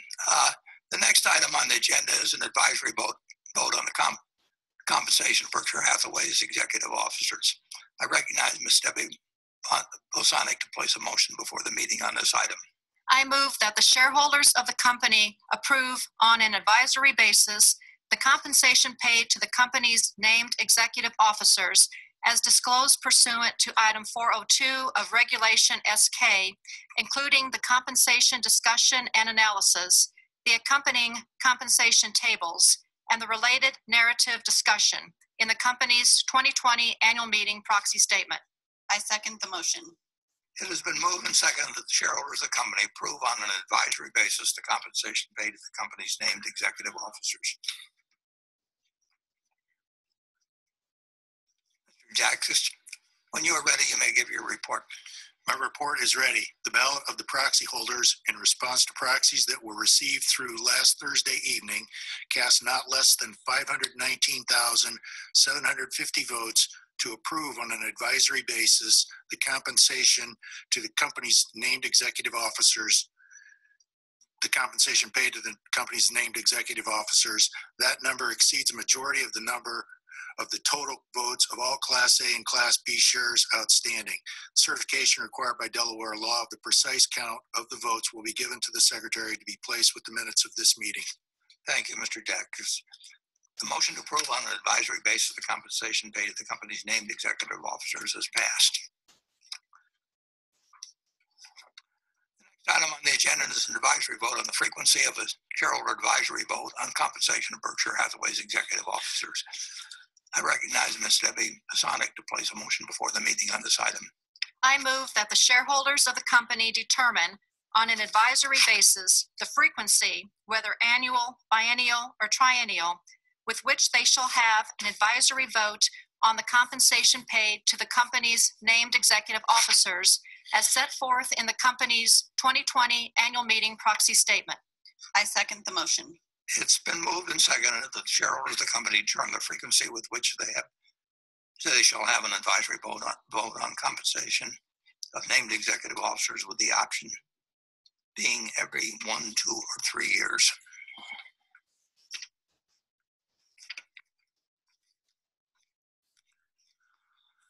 Mr. Jackson, when you are ready, you may give your report. My report is ready. The ballot of the proxy holders in response to proxies that were received through last Thursday evening casts 131,443 votes for a frequency of every year, 2,228 votes for a frequency of every 2 years, and 419,984 votes for a frequency of every 3 years, of an advisory vote on the compensation paid to the company's named executive officers. The certification required by Delaware law of the precise count of the votes will be given to the secretary to be placed with the minutes of this meeting. Thank you, Mr. Jackson. The shareholders of the company have determined on an advisory basis that they shall have an advisory vote on the compensation paid to the company's named executive officers every 3 years. Now we're through with sort of the boilerplate resolutions, and this next item is of more importance. And we have put up on the Berkshire Hathaway.com site some material relating to this motion, which I hope shareholders and others read, because it's important, and I'll describe it as the script says. The next item of business is a motion put forth by the boards of trustees of the New York City Employees Retirement System, the New York City Teachers Retirement System, the New York City Police Pension Fund, and the New York City Fire Pension Funds, collectively called the systems. The motion is set forth in the proxy statement. The motion requests that the company adopt a policy for improving board and top management diversity. The directors have recommended that the shareholders vote against the proposal. I'd like to interrupt the script here just a second to point out that when we saw that it would be impossible to have shareholders attend this meeting and traveling to Omaha, and gatherings which really neither the governor, the mayor, or the public safety people thought would be advisable. We were hoping to have somebody from the controller's office come and present the motion and then have a good discussion at the meeting of the pros and cons, because it's a serious, important subject. And I can tell you on a personal basis, I think I'm in sync with the controller in terms of how he wants the world to evolve, but I disagree on the specifics of this motion as applied to board generally and to Berkshire's board in particular. And we've been very outspoken over the years. We've probably written more on qualifications for directors probably in any public company I can think of, and we've been consistent over the years, and we've explained the reasons for our position, and we know a great many people disagree with that position. So I welcome the idea of really presenting to our meeting and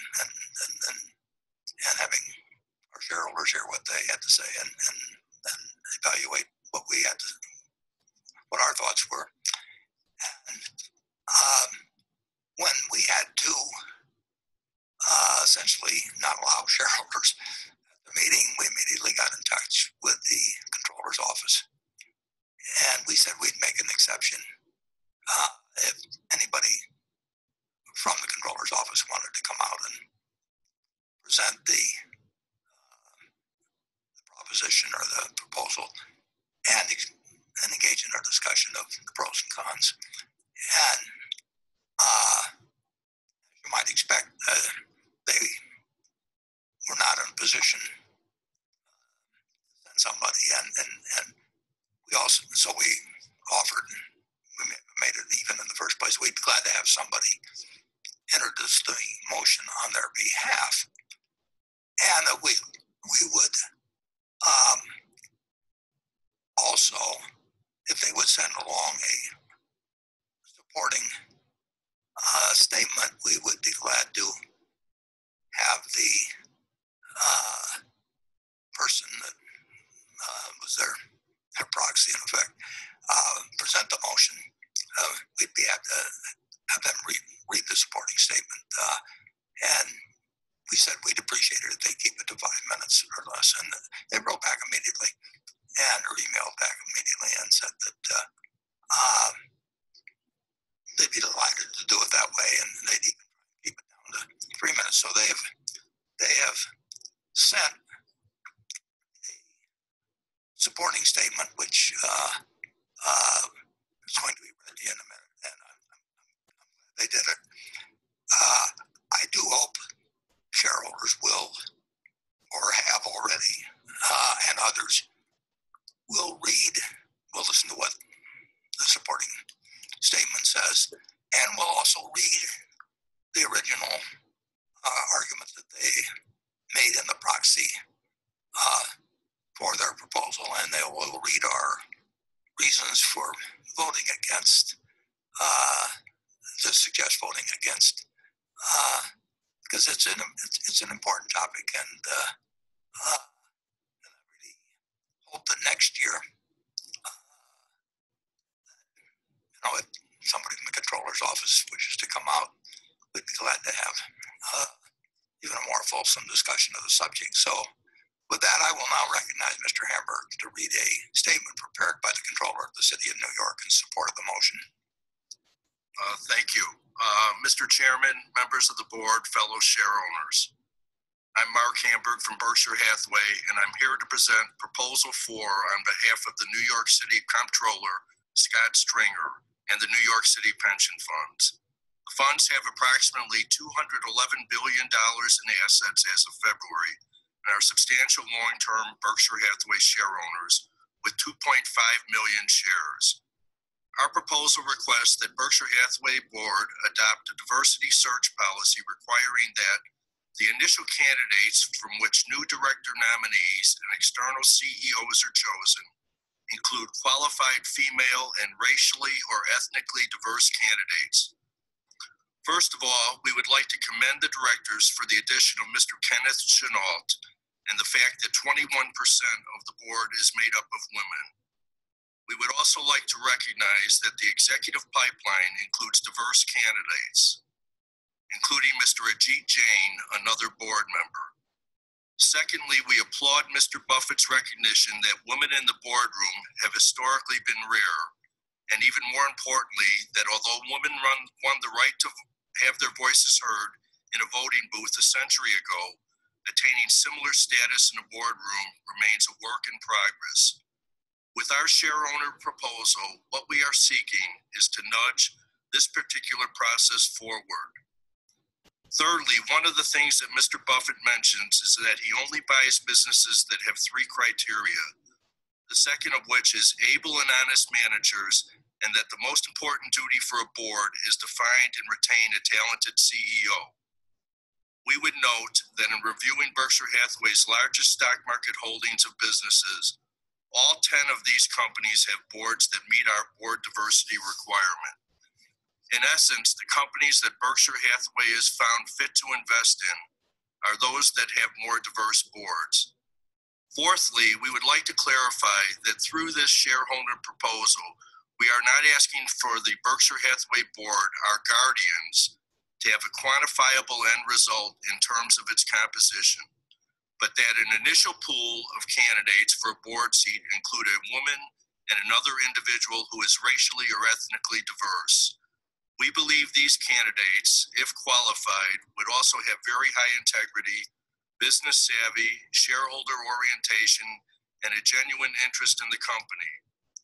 According to a 2016 Harvard Business Review study, including more than one woman or a member of a racial minority in a finalist pool, helps combat the unconscious biases amongst interviewers and increases the likelihood of a diverse hire. What we are requesting is a small step in that direction to include diverse candidates at the beginning of the search. Finally, we would like to applaud Berkshire Hathaway's robust internal CEO succession plans. Our proposal states that a CEO diversity policy should only apply in the case of an external search. The New York City Comptroller's Office is disappointed that we never had the opportunity to discuss our proposal with directors or management, but remain open to constructive engagement. In the interim, we strongly urge Berkshire Hathaway share owners to support Proposal 4. Thank you.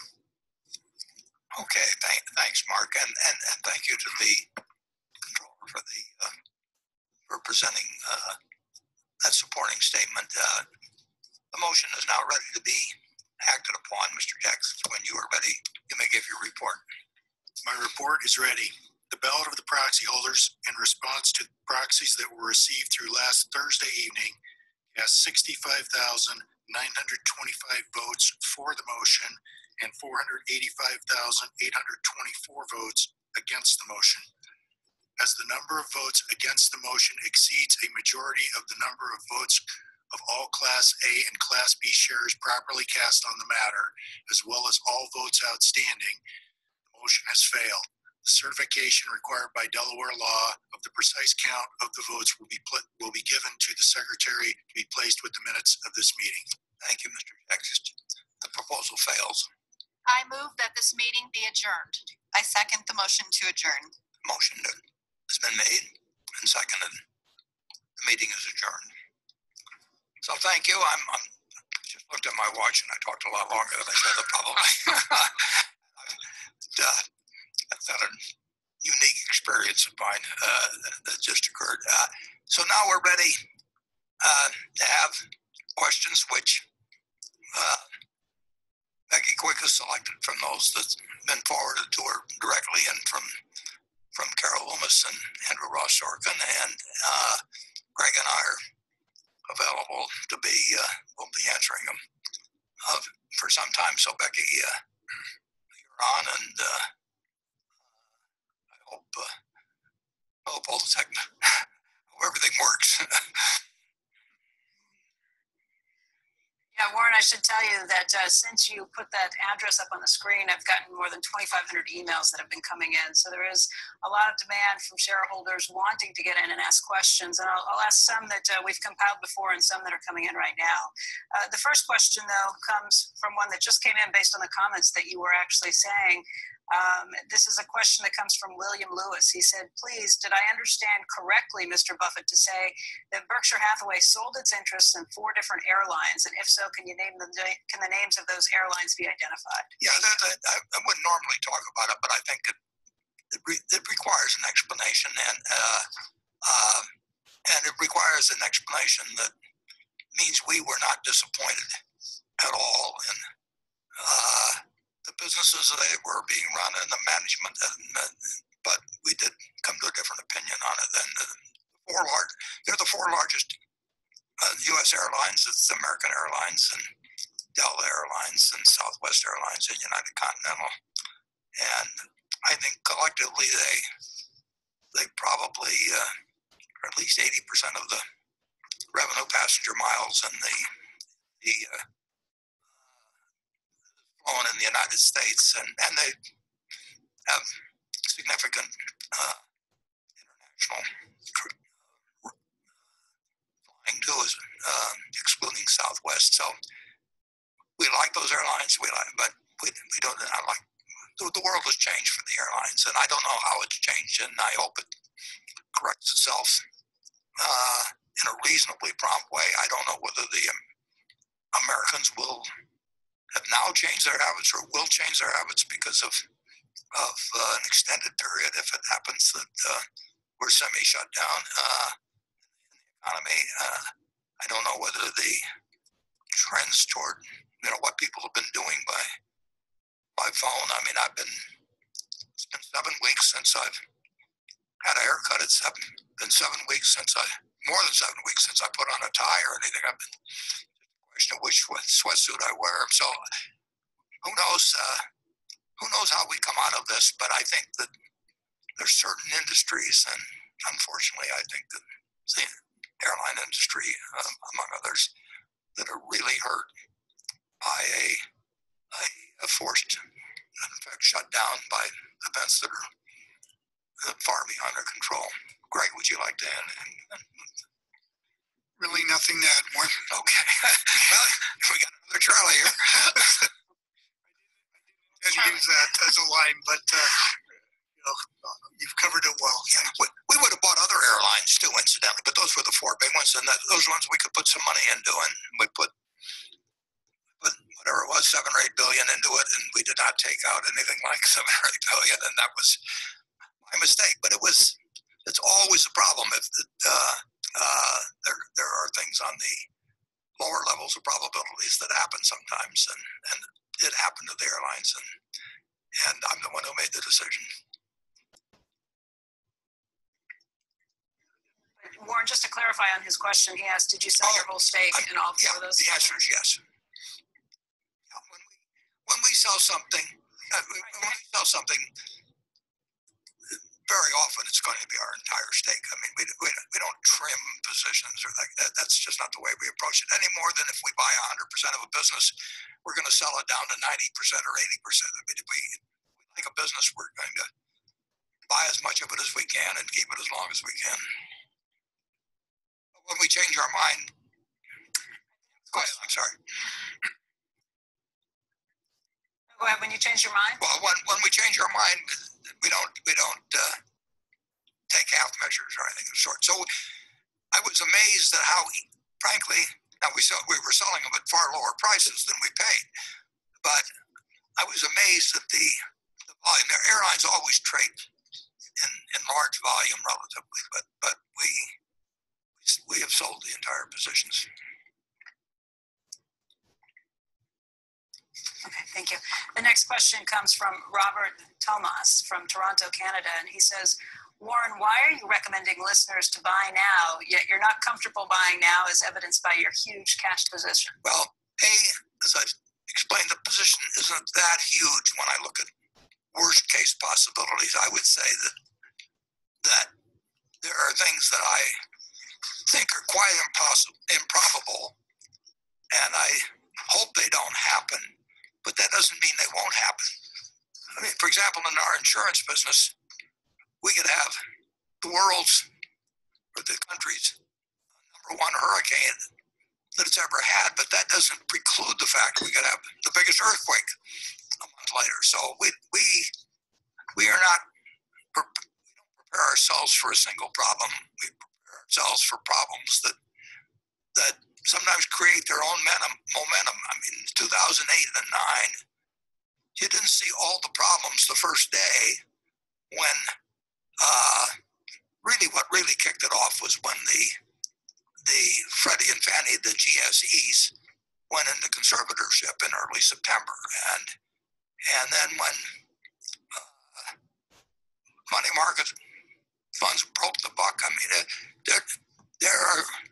there are things that trip other things, and we take very much a worst case scenario into mind that probably is a considerably worse case than most people do. So I don't look at it as huge, and I'm not recommending that people buy stocks today or tomorrow or next week or next month. I think it all depends on your circumstances, but you shouldn't buy stocks unless you expect, in my view, you expect to hold them for a very extended period, and you are prepared financially and psychologically to hold them the same way you would hold a farm and never look at a quote and never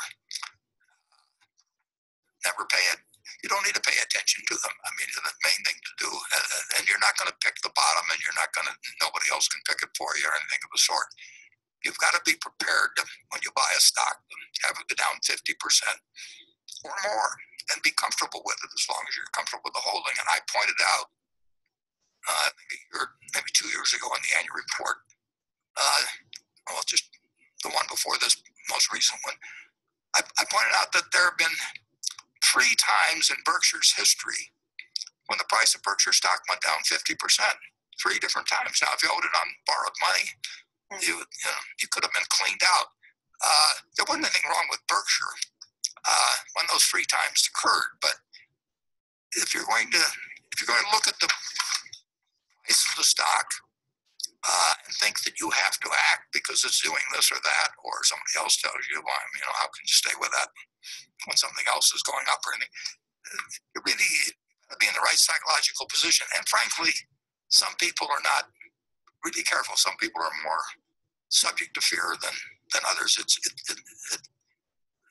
like the virus. It strikes some people with much greater ferocity than others, and fear is something I really never felt financially, but I don't think Charlie's felt it either. But some people can handle it psychologically. If you can't handle it psychologically, then you really shouldn't own stocks because you're going to buy and sell them at the wrong time. And you should not count on somebody else telling you is you should do something you understand yourself.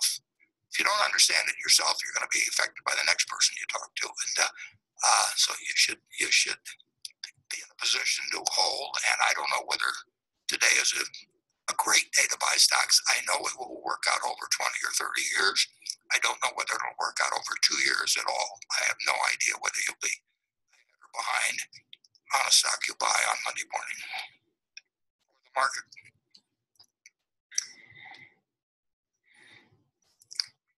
Warren, the next question comes from Scott Kelly, and he writes in based on the numbers you just put up. He said, what did you spend the $426 million on equities in April? Was that adding to existing positions, or was that initiating new positions? Well, I don't remember, to tell you the truth, but one thing you have to allow for, well, these are the figures for Berkshire Hathaway, and they include both Todd Combs and Ted Weschler manage significant sums of money.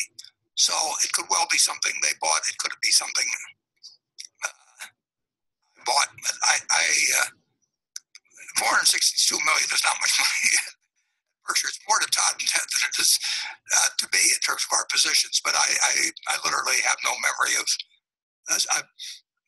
We're not doing anything big, obviously. We're willing to do something very big. I mean, you could come to me on Monday morning with something that involved 30 or 40 billion or 50 billion dollars, and if we really liked what we were seeing, we would do it, and that will happen someday. If it happens in the market, we can't put it all in one day or 1 week or 1 month. It took us months to build up our airline position, many months. We were able to sell them faster than we bought them, but we were selling them at lower prices. The 462 is essentially meaningless, and it may not have even, it probably was not mine.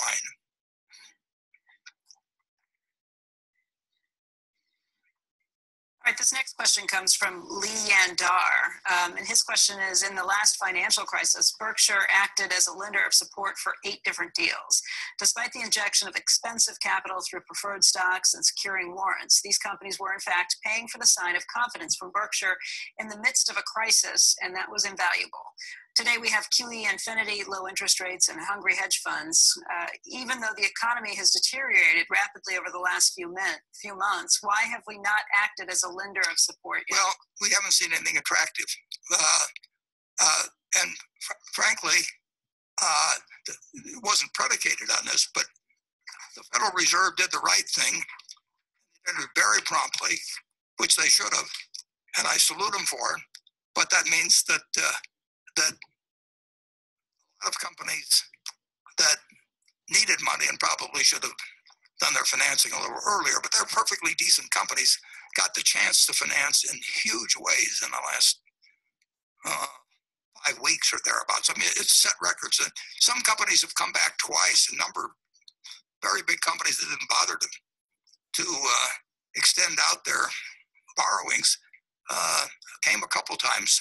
Berkshire actually raised some more money. We don't need it, but I think it's still a good idea over time.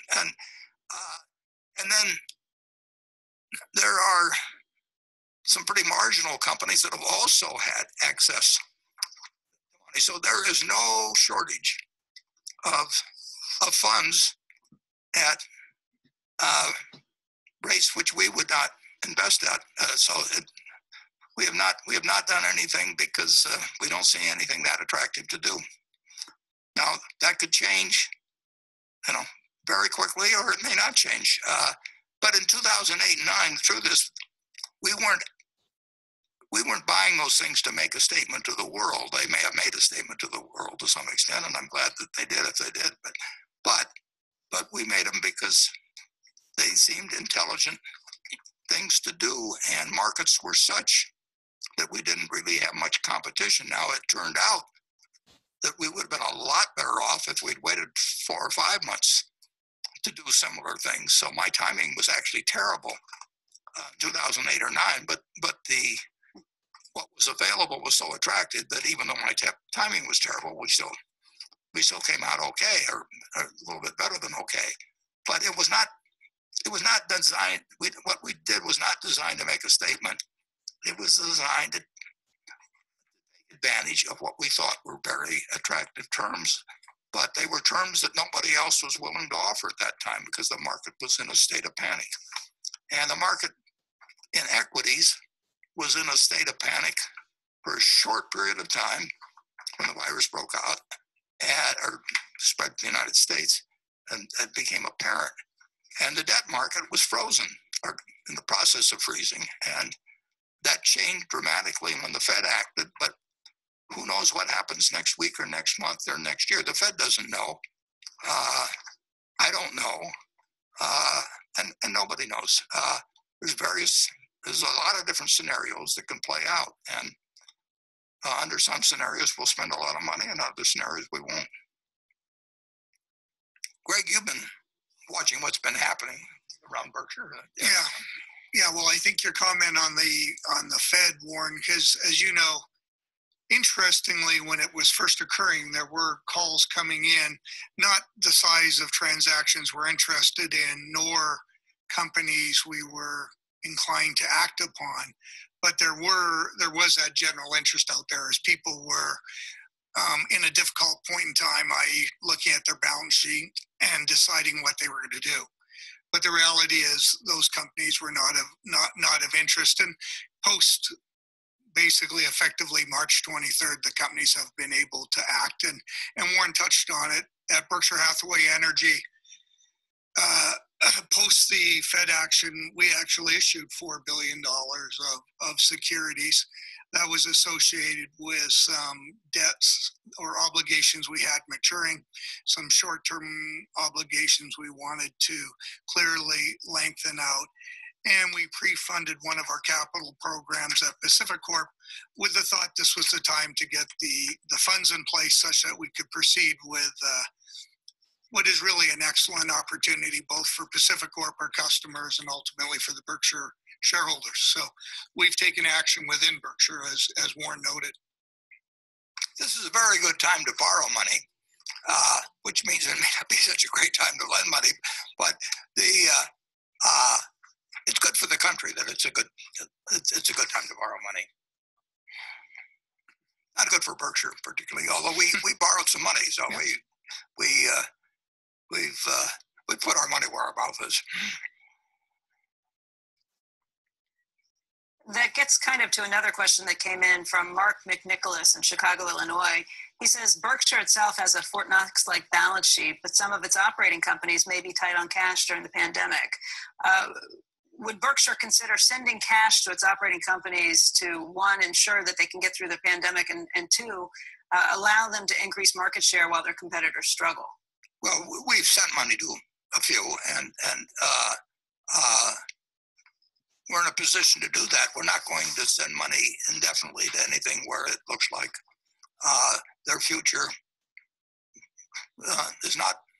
it's just changed dramatically from what it was a year or so ago, or just even 6 months ago.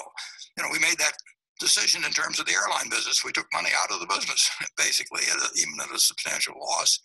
And we will not fund a company that where we think that it's going to chew up money in the future. We started out with a company like that in our textile business at Berkshire Hathaway in 1965, and we went for 20 years trying to think we could solve something that wasn't that solvable. So we are not in the business of subsidizing any companies with shareholders' money. If people want to do that with their own money, but we're not going to do it on their behalf. But we have advanced money. We're perfectly ready to advance money, gaining market share and all that. That may happen, but the companies that need money probably market share is not their number one problem. I'll put it that way. Great, would you? Yeah. Well, yeah, it's interesting when we look at our different companies as we went into the pandemic or we're addressing the COVID-19 crisis. Obviously, the first focus by our management team, and appropriately, was our employees and effectively making sure they're safe and that the business environment we're in, that they could continue to operate. Then we quickly moved to looking at where our customers were in the cycle, i.e. what was the underlying demand within the business. And to great credit to our managers, they very much have adjusted their businesses consistent with the underlying needs and demands of our customers. So effectively, they're moving with the customer, meaning very few of our businesses have actually required funds. Some have, and as Warren said, we've advanced the funds to them, but the businesses have really reacted in a way where they're managing consistent with where the market's at, i.e. the demand for their products.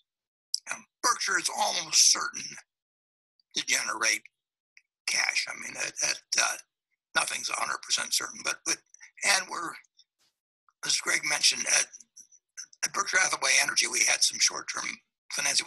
We don't have short-term financing at any degree. We'll never get ourselves in a position where we have a lot of money that can come due tomorrow. And people that were financing heavily with commercial paper and then found their business stopped. Well, you've seen what's happened to the airlines. I mean, they need money. Cruise lines need money. There's some businesses that, it's just the nature of what they're in. And, Berkshire will never get in a position where it needs money. And we factor in, like I say, we factor in some things that are not ridiculously unlikely. And I'm not going to spell out scenarios because to some extent, if you start spelling out scenarios, you may increase the chance of them happening. So it's not something that we really want to talk about a lot. But our position will be to stay at Fort Knox, but we don't need a 100.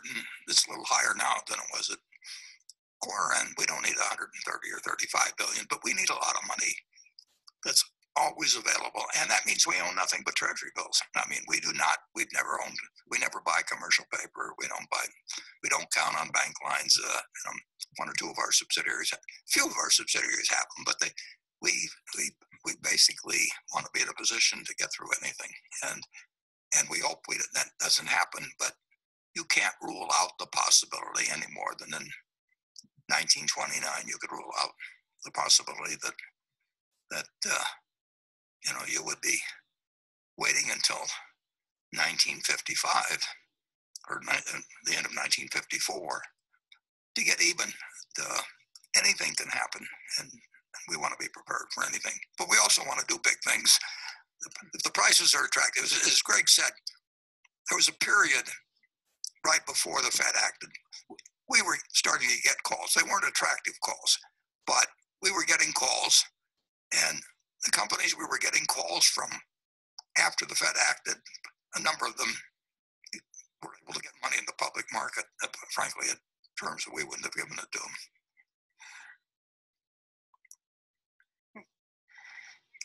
All right, this next question is one that, Greg, you actually touched on the answer to this to some extent, but maybe the two of you could expand on it. It comes from Richard Surser from Tucson, Arizona. He says, Berkshire's annual report indicated that Berkshire had 391,539 employees at the end of 2019. Which areas of our operations have already been hardest hit or will be by the coronavirus pandemic, and what are the implications for the continued employment of those people? Those people are employed in dozens and dozens of different industries, and there are a few industries that there's a fair likelihood that our employment could be reduced, but they're not large. I'm just thinking as I'm talking. I mean, it's not like we're in the some of the businesses that are, we're not in the hotel business or various aspects of travel and entertainment and all of that could really be changed in a very major way. So I don't see our employment. I'll put it this way: 5 years from now, I think Berkshire will be employing considerably more people, and I don't see where we'll have large dips, but the virus could take off in certain ways that in some of our manufacturing businesses, for example, the demand could be dramatically reduced. And in those cases, we would have layoffs at some point. Greg? What I would add, Warren, is that as we are in the sort of crux of the pandemic, we're still dealing with it. So our businesses have adjusted. Some have had to adjust more. We have, if you look at Berkshire Hathaway Energy, for example, you can see U.S. electricity consumption's down 4%. That realistically doesn't impact that business in a significant way, and longer term will continue to grow that business. So even during the crisis, a relatively small impact to the business. But as Warren knows, we do have retailers that their doors are shut right now, be it our See's Candy, some of our jewelers, and at that point in time, we do adjust and adapt to the environment. We adjust our workforce, but equally we do see, for example, See's at a point our stores will reopen, and at that point we reemploy the folks. And overall, for Berkshire as a whole, as Warren said, 5 years from now, we see our employment numbers being far greater than they are today, and that we see great prospects within the operating businesses as a whole. Yeah, See's is an interesting example because we've owned that since 1972. That's a long time, and we love it, and we continue to love it. And I have a box here of our peanut brittle, and I've got another box of fudge right here, and I'll probably take them all home and not share with Greg. But we were in the midst of our Easter season, and Easter is a big sales period for See's, and I don't know whether we were halfway through, but we weren't halfway through in terms of the volume that's going to be delivered because it comes toward the end. And essentially, we were shut down, and we remain shut down. The malls that we've got 220 or so retail stores, and we've got a lot of Furniture Mart sells our candy, but the Furniture Mart's closed down, and so See's business stopped. And it's a very seasonal business to start with, so we have a lot of seasonal workers too that come in, particularly for the Christmas season. But we have a lot of Easter candy. and Easter candy is kind of specialized too, so we won't sell it. And we produced a good bit of it. We couldn't ship it. We couldn't put it in stores, and there's some of that's going on. And of course, Greg does all the work on those sort of situations, and our managers are terrific, of course, in dealing with it. But this is a very, very unusual period, and like I say, a few years from now, I think Berkshire will be employing more people than 395,000. Over the years, we started with 2,000 at the textile business, and we still got the same playbook. This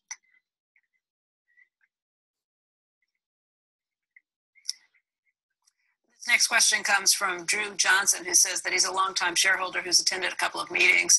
He says in an interview on April 17th, Charlie mentioned that some small businesses owned by Berkshire would not reopen after the pandemic eases. Can you elaborate on which businesses might be impacted? Well, even we have businesses within businesses. In Marmon, don't we have 97 different businesses, for example? Exactly, yeah. And there are some that weren't doing that well before. I'm not talking about Marmon specifically, but they got a couple of them, and there's a couple of, and it may be that in effect,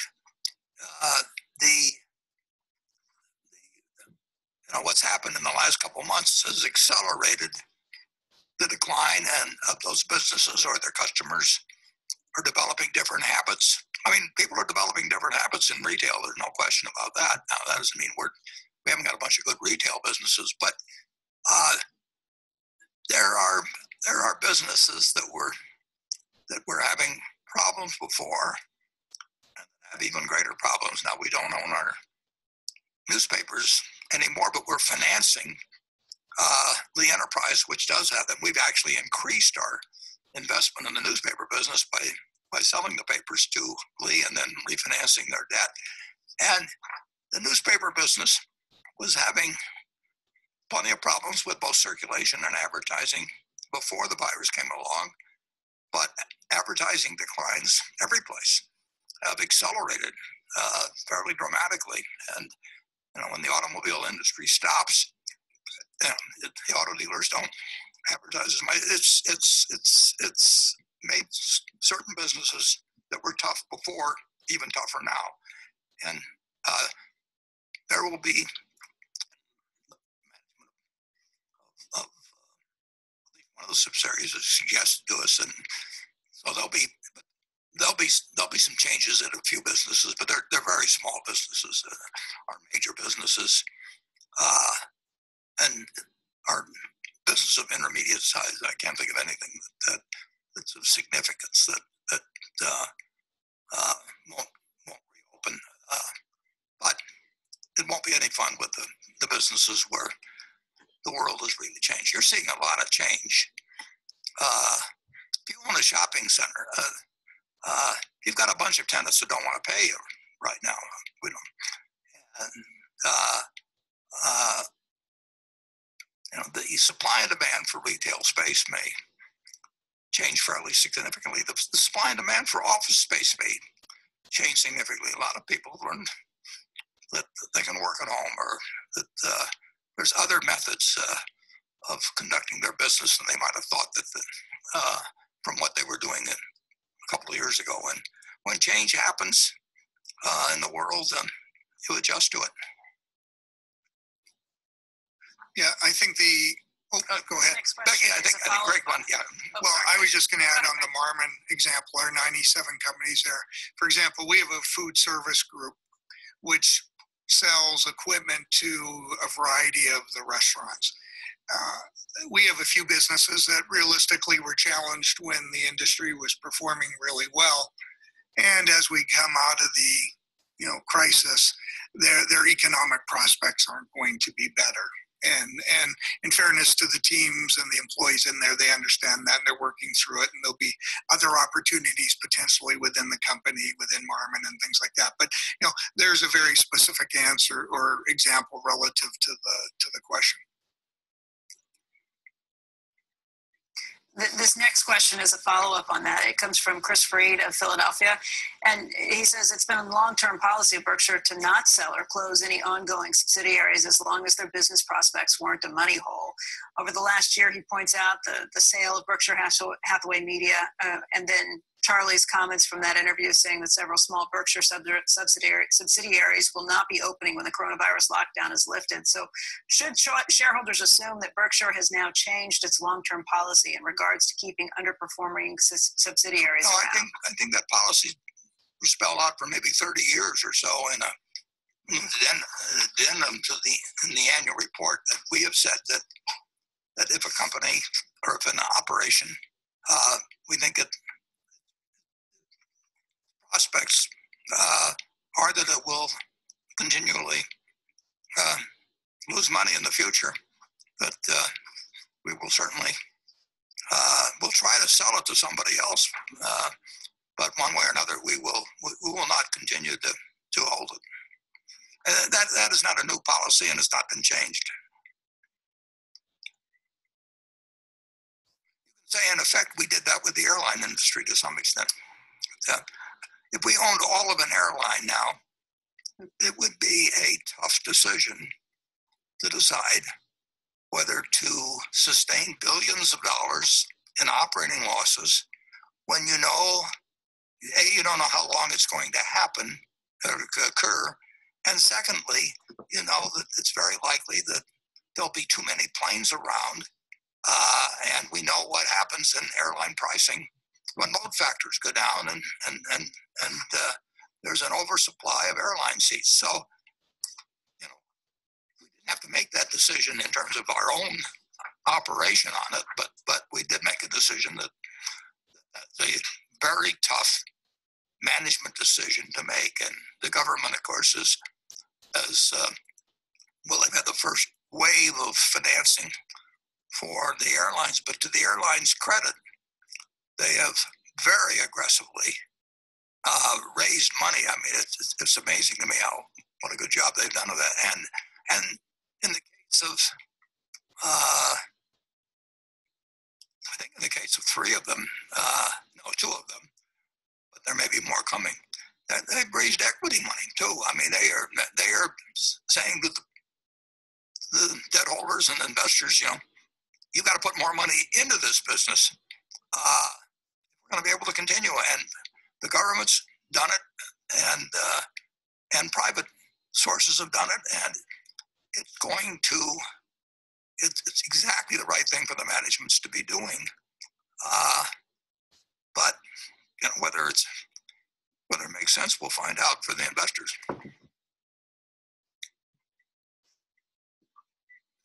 This next question comes from Eric Lafont, and it's directed to Greg. He asks, how is Precision Castparts handling the severe slowdown in the aerospace industry? So very consistent with everything we've just discussed, which is obviously a large part of their business is the aerospace industry.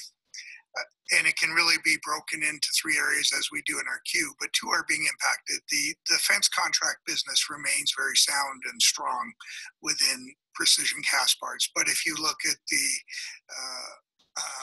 large body aircraft, the aircraft that they use within the regional jets, that business will move directly with the demand there and the jets that are ordered longer term. So Precision Castparts is literally, as we speak, continuing to adjust their business relative to the demand that would come out of Boeing. They would be having weekly calls with Boeing, recognizing what are the production orders there and adjusting the business accordingly. Boeing raised $25 billion just a day or two ago, and they raised $14 billion before that. And a year ago, they felt they were in a fine cash position, and I understand how all that happened. Airbus has had the same situation. They've made some comments recently within the last week, the fact that, they really don't know what their future is. And I don't know what their future is. We're going to have aircraft in this country. We're going to be flying. The real question is whether you need a lot of new planes or not, and when you're likely to need them, and it affects a lot of people, and it certainly affects Precision Castparts. It affects General Electric. It obviously affects Boeing, and it is a blow to essentially have your demand dry up, and it goes up in the chain, and the aircraft manufacturers didn't bring it on themselves. The airlines didn't bring it on themselves. Precision Castparts didn't bring it on itself. General Electric didn't. It's basically that we shut off air travel in this country, and what that does to people's habits, how they behave in the future, it's just hard to evaluate. I don't know the answer. And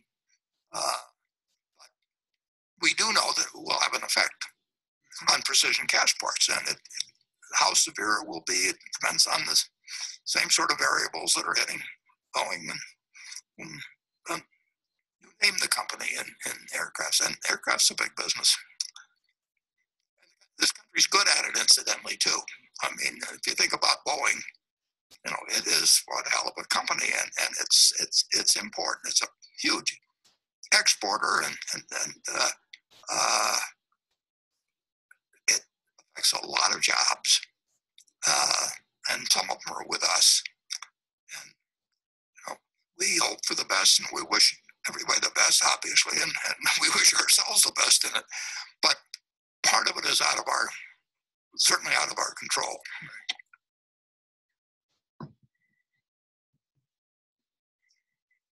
This next question is for Warren.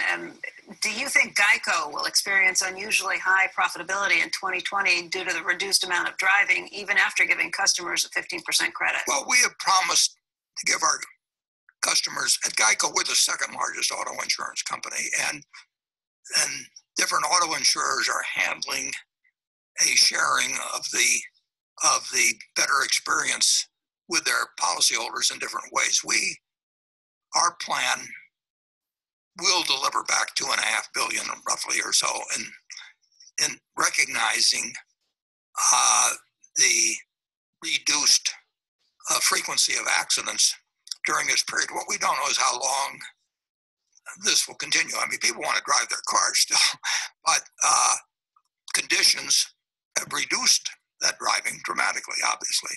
Now, we have instituted a program that runs saving people money for 6 months, and so far, other people have largely been 2 months, but some of them have given a little more for those 2 months, and then we give per month. Our total is the greatest at $2.5 billion, and in addition to that, we and all the others in the industry, it's not just Geico, we've also and insurance commissioners in many cases, I believe, have required it, but we have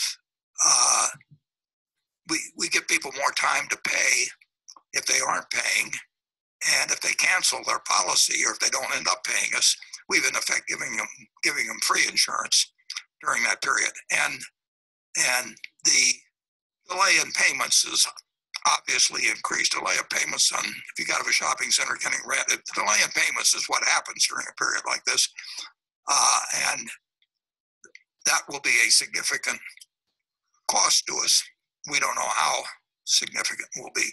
There will be more uninsured motorists driving, and they cause a disproportionate amount of accidents. And that, so there's a lot of variables. We made our best guess as to what we're going to do to reflect current reduced accidents in our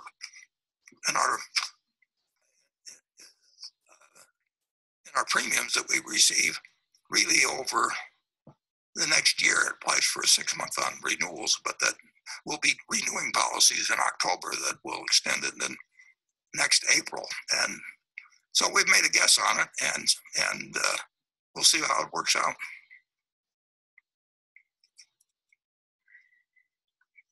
This next question comes from Steven Stoller. He's a shareholder in Atlanta, Georgia, and he says, would you please help us understand the effects of COVID-19 on our insurance businesses? Other insurance companies have reported losses from boosting reserves for future insurance claims that they expect to be paying as a result of coronavirus.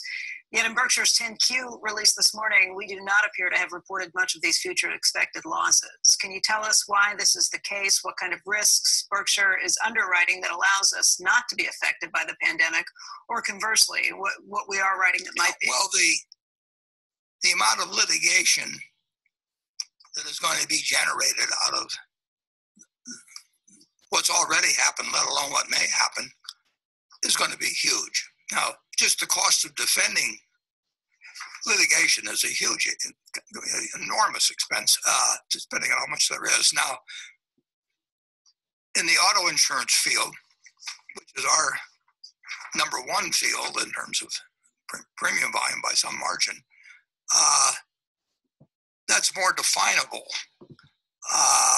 But who knows what comes out of it in terms of litigation. But in what they call commercial multiple peril, which involves property losses, and where some people elect to buy business interruption coverage, many policies, quite clearly in the contract language, would not have a claim for business interruption under a commercial multiple peril policy where you've elected that. But other policies do. I think I know of one company, I don't know the details, that's written a fair amount where they cover, or certainly there's a good argument perhaps that they cover business interruption that might arise from a pandemic. Well, they're in a very different position than the standard language, which says that you recover for business interruption only if there's involves physical damage to the property. And you can buy all kinds of different policies.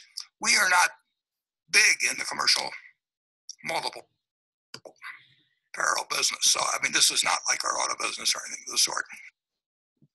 But we will have claims, we'll have litigation costs, but proportionally, it's not the same with us as with some other companies. 我点了一下普通话，我才发现有普通话的模式，看它会不会转换到普通话。哦，还有广告，还是回去了。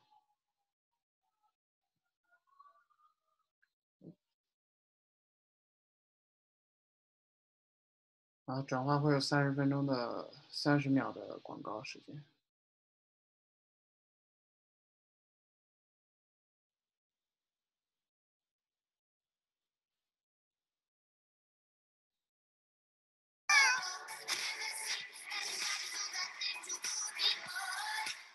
Literal goosebumps look. There's no question that some insurance companies, I know one in particular, that will pay a lot of money relative to their size in terms of policies that they've written. And I think we have reserved, and our history shows we generally have reserved that on the conservative side adequately, at least. And that's certainly our intent. And we tell no managers of any of our insurance operations what numbers we expect from them or do any of that. That they evaluate their losses and they build in something for social inflation. They build in things for all kinds of things. And generally speaking, Berkshire's been pretty accurate in its reserving, and I have no reason to think that we're otherwise than that currently. Stephen Tedder from Atlanta, who says he's a 10-year Berkshire shareholder, writes in and he says, do you see Berkshire offering pandemic coverage in future insurance policies? Well, the answer is we insure a lot of things. Sure. I don't. We had somebody come to us the other day wanting insurance involving a $10 billion protection on something very unusual. We're not going to make that deal in all probability. In fact, I would say it's dead. But we would have written pandemic insurance if people had come to us and offered us what we thought was the right price. We would have been wrong, probably in doing it. But we have no reluctance to quote on very unusual things and very big limits. We're famous for it. We haven't done that much of it in certain periods because the prices aren't right. But if you want to come and insure almost anything, and we don't want you to insure against fire if you happen to be a known arsonist or something.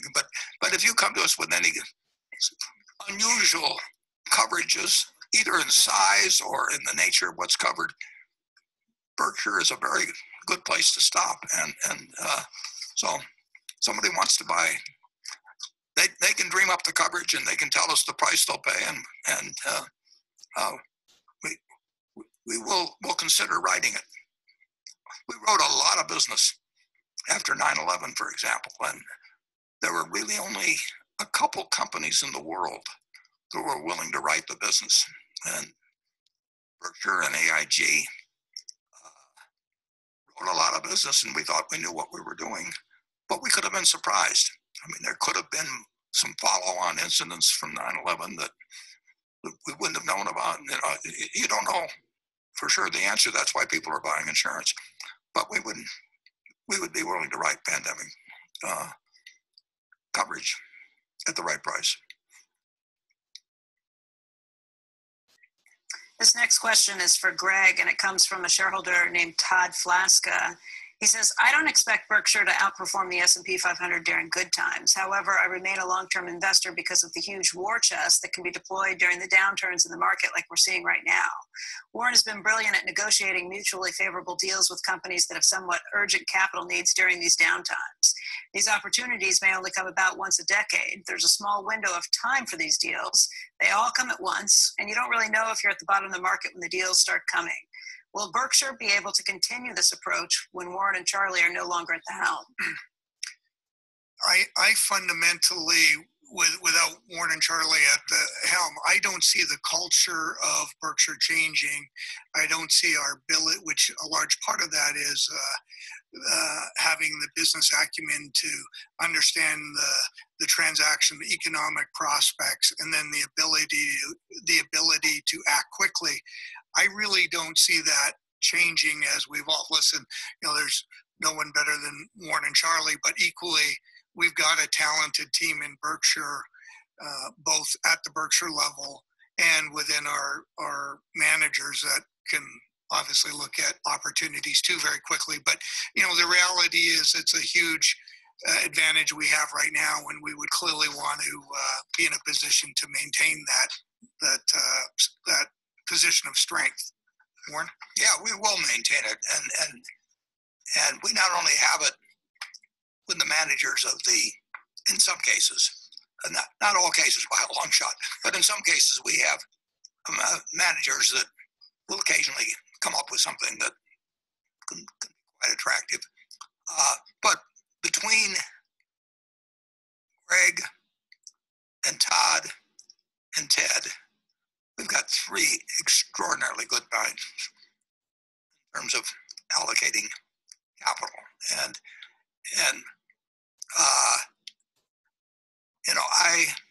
Charlie we may get an occasional call up because of someone we knew 20 years ago or something, but they know a lot more people. They've got a lot more energy, and their minds work the same way as ours have in the past. So I think it could very well be a significant improvement when the three of them are thinking about capital allocation than when Charlie and I are now, and particularly now that he's found Zoom.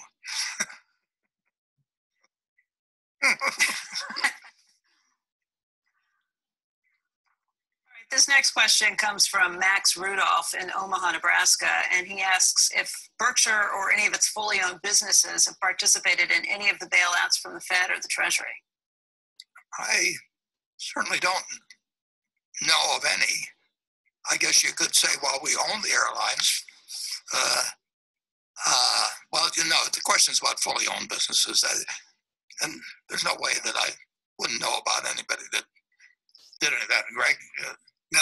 In fact, we've been very clear with the businesses, but our businesses understood how Berkshire operates, and equally we're very clear that we would not be participating in any of those programs or quote bailouts.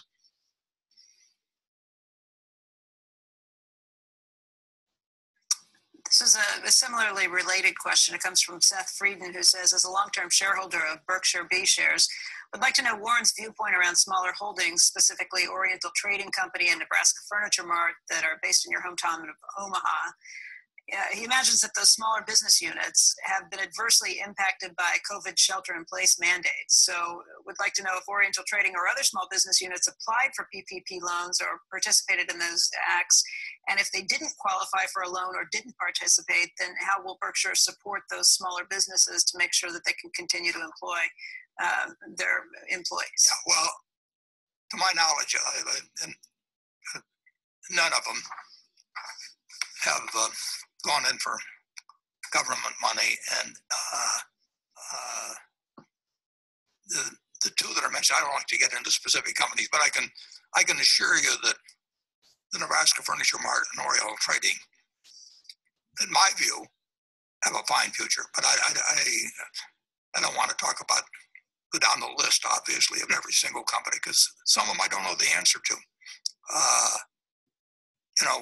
We actually decided some time ago that our newspapers would have a much better chance of surviving if they were run as part of Lee than if we ran them independently. And as I said earlier, we actually put considerably more money. We probably put more money in the newspaper business than virtually anybody in the country in the last 6 months, because we took over a loan that would have been a problem in the year, whatever it might have been, maybe a year and a half. And enable them to just deal with one lender rather than a group. And they are doing a better job with the newspapers than we would do. And that's always our preference if we've got a business that does not have, looks like it is not going to sustain itself over time in our hands. If we can find somebody else that we think will do a better job, we'd love to have them run it. So if we have a problem business, we would prefer to find somebody that thinks they can do a better job and probably can do a better job of running it than we can. But some businesses just disappear. We started with the textile business. We started a company called Diversified Retailing, which merged into Berkshire, became part of Berkshire, and started with a department store in Baltimore. And department stores looked good in 1966, but the world has gone against them. And we had a trading stamp business at one time, and we stayed longer than anybody else, but the world left trading stamps behind. And that's going to happen with some businesses. That's capitalism. And it will happen to some Berkshire businesses over the next 10 years, the next 50 years. We think we'll find more of them that will grow, and net that Berkshire will grow. But we do not think, if you own a great many businesses, that everyone is destined for success. That's why I suggest to people they buy an index fund. I do not, with the exception of Berkshire, I would not want to put all my money in any one company, although there's a few I wouldn't mind being very close to that. But I don't think, you get surprises in this world, and there will be businesses that we think are very good that turn out not to be so good. And there will be other businesses that turn out better than we think, and it's up to the world to judge our batting average over time. Greg? Well, I would just add and echo again that when it comes to the PPP loans, we're not aware of any of our businesses taking them. And as I said, we encouraged them if they were ever thinking that there was going to be a dialogue, and we're not aware of any businesses pursuing them. I would also just add that when you look at our businesses as we went into the crisis, they responded very well. So as we look at our businesses, and Warren touched on this, our large businesses, our mid-sized businesses, and even as you go down from there, they're in very sound shape as we go through the pandemic and are really preparing to emerge now. So they're evaluating, listen, they're going to have a different customer, there's going to be different consumer behaviors, how our employees work, a lot of them work at home now, does that make sense? And the communities we're operating in have all changed, but we're literally moving from the point of, okay, we're making it through the crisis and really planning to reemerge now. And I would say our businesses are in an extremely sound place. We don't know when this next question. Well, I was just going to say, what we don't know, we don't know how long this period lasts, and nobody knows. We don't know whether most people think, and they know more about it than I do, that the virus will, to some extent, decline in its spread during summer months. And I would say, but many think that it will come back at some later date. And how the American public reacts if they get their hopes up through some reopening, some through some summer diminution, and how they would react to a second attack in effect by the virus. It's like Dr. Fauci, the virus is going to determine our behavior. And we're doing a lot of smart things, and we've got a lot of very smart people, but there are unknowns, and the unknowns that apply to the health aspect create unknowns booming economy, and we'll have to keep evaluating things as we go along. I hope, like crazy, obviously, that once suppressed, that it doesn't come back, and that we readjust. But things don't always work perfectly. That doesn't mean there was a better course of action. I would not go around criticizing people at all for what they've done or anything of the sort. I just think you're dealing with a huge unknown, and I think that the degree to which it's disturbed the world and changed habits and endangered businesses in the last couple of months indicates that you better not be too sure of yourself about what it'll do in the next 6 months or year or whatever.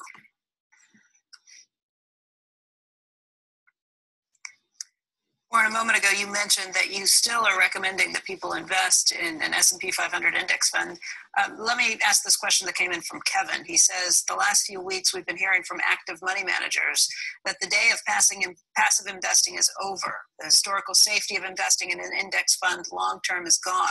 Would you please provide your thoughts on this topic, particularly in regards to an investment time span of 10 years? Well, I can tell you I haven't changed my will, and it directs that my widow would have 90% of the funds in index funds, and I think it's better advice than people are generally getting from people that are getting paid a lot to give other advice. You don't make a lot of money advising an S&P 500 index fund. I mean,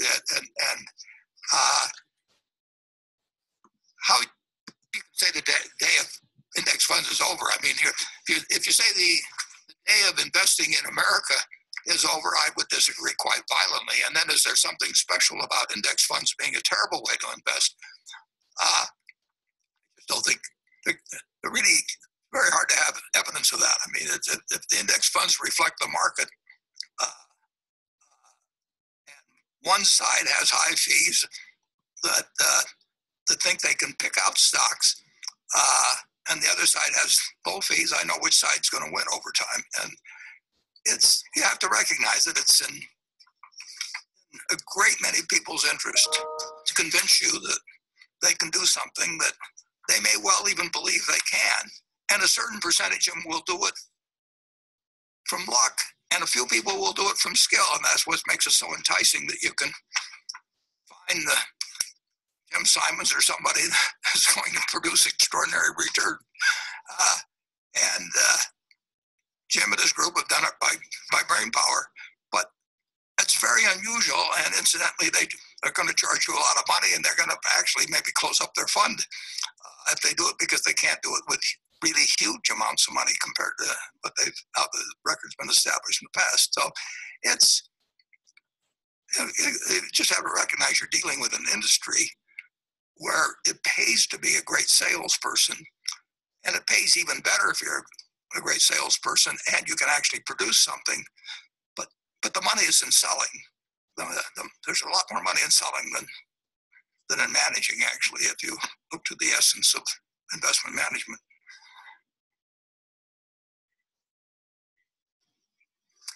I got a number of variations on this next question, some more polite than others. This one's right about down the middle. But this is from Mark Blakely, who writes in from Tulsa, Oklahoma. And he says, like many, I'm a proud Berkshire Hathaway shareholder. However, in comparing the performance of Berkshire with the S&P 500 over the last 5, 10, or 15 years, I've been disappointed in Berkshire's underperformance. Even year to date, Berkshire is trailing the S&P 500 by 8%. To what would you attribute Berkshire's underperformance? Well, I can't imagine ever selling my Berkshire stock. At some point, money is money. No, I agree with everything that I forget his name, but said. I mean, the truth is that I recommend the S&P 500 to people, and I happen to believe that Berkshire is about as sound as any single investment can be. In terms of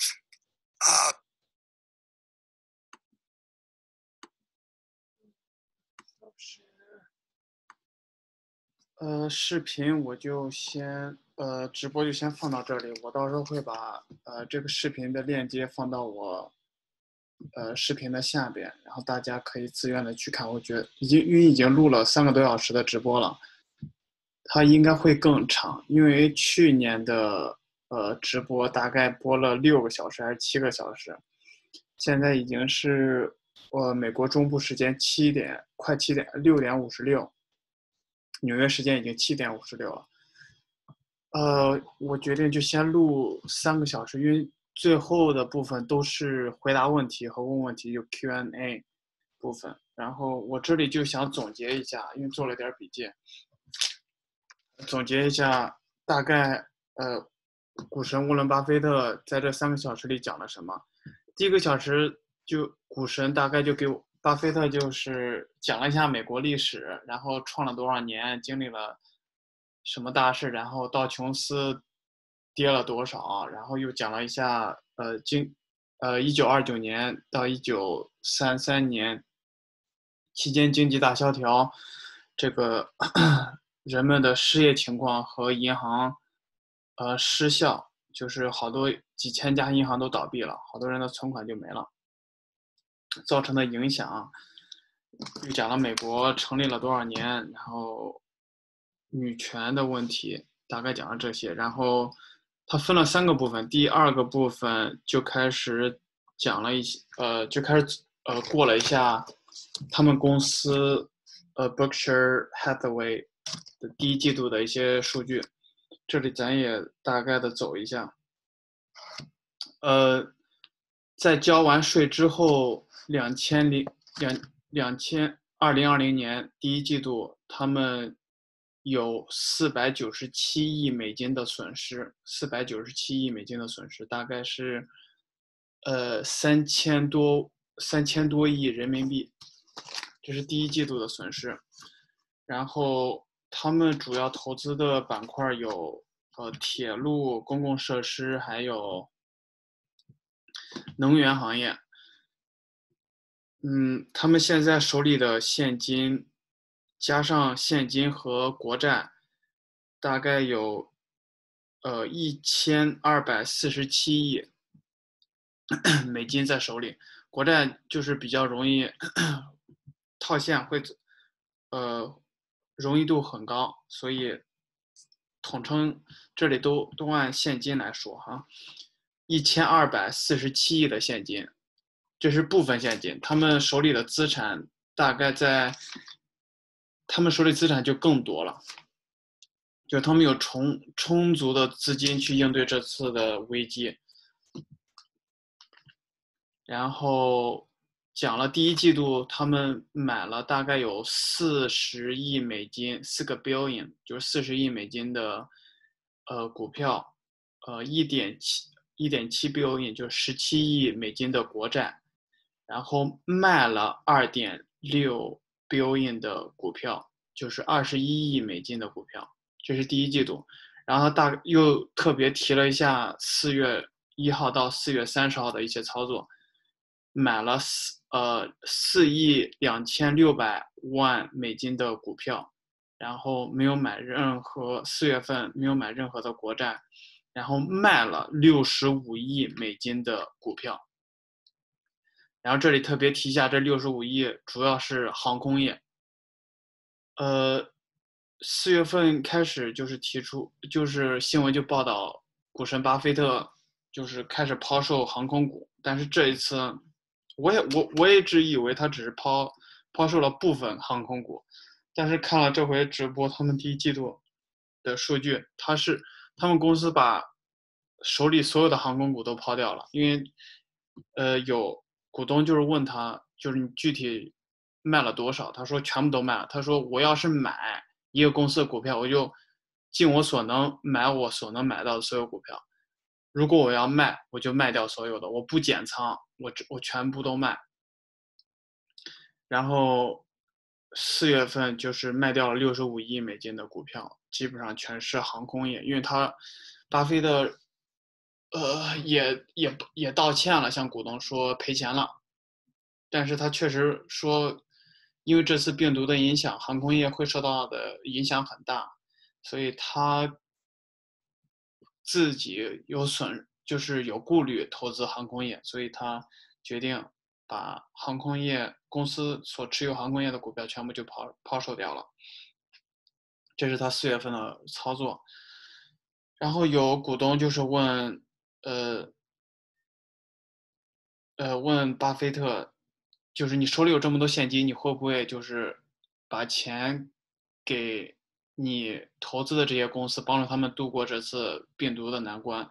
他说不会，他说我们投资，但是他们之前也这么做过，就是通过就是注入资金帮助这个公司好转。他说之前做过，但是损失了，所以现在不会这么做。他说不会把钱借给公司，不管是自己投资的公司还是他们没有投资的公司，就是公司找到他们公司，就是需要钱的公司找到巴菲特借钱，不会借，不借钱给公司，手里钱可以买国债，但是不借短期的，长期算是国债算是长期，所以短期的都是公司的债券啊什么的，他不借，不买就是不借。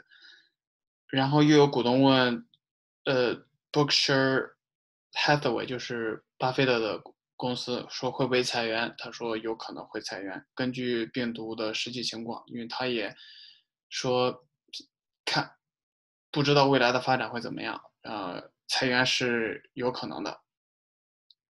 这是大概就是关于沃伦巴菲特的股神公司的一些数据情况，他在视频里也讲了。然后中间的第3部分就是一些股东的提议啊，一些投票什么的，都比较无聊，然后也录到了，大家可以看。然后第4部分就是 Q&A， 刚才也提到了，就是问到的一些问题，现在还在进行，但是我就没有再继续往下录了。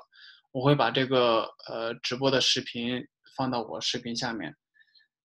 大概就是这么一个情况。股神的公司也不可避免的受到了疫情的影响，也赔了497亿美金啊，换成人民币3000多亿美金，3000多亿人民币啊，是很大的一笔钱啊，就可以看出来这个疫情对全球的影响，没有谁是完全可以躲避的，都要受到影响的，因为经济无法正常的运行，没有人可以逃脱掉的。然后这就是巴菲特今天就是所讲到的一些数据啊。然后视频就先录到这里，然后谢谢大家的观看，拜拜。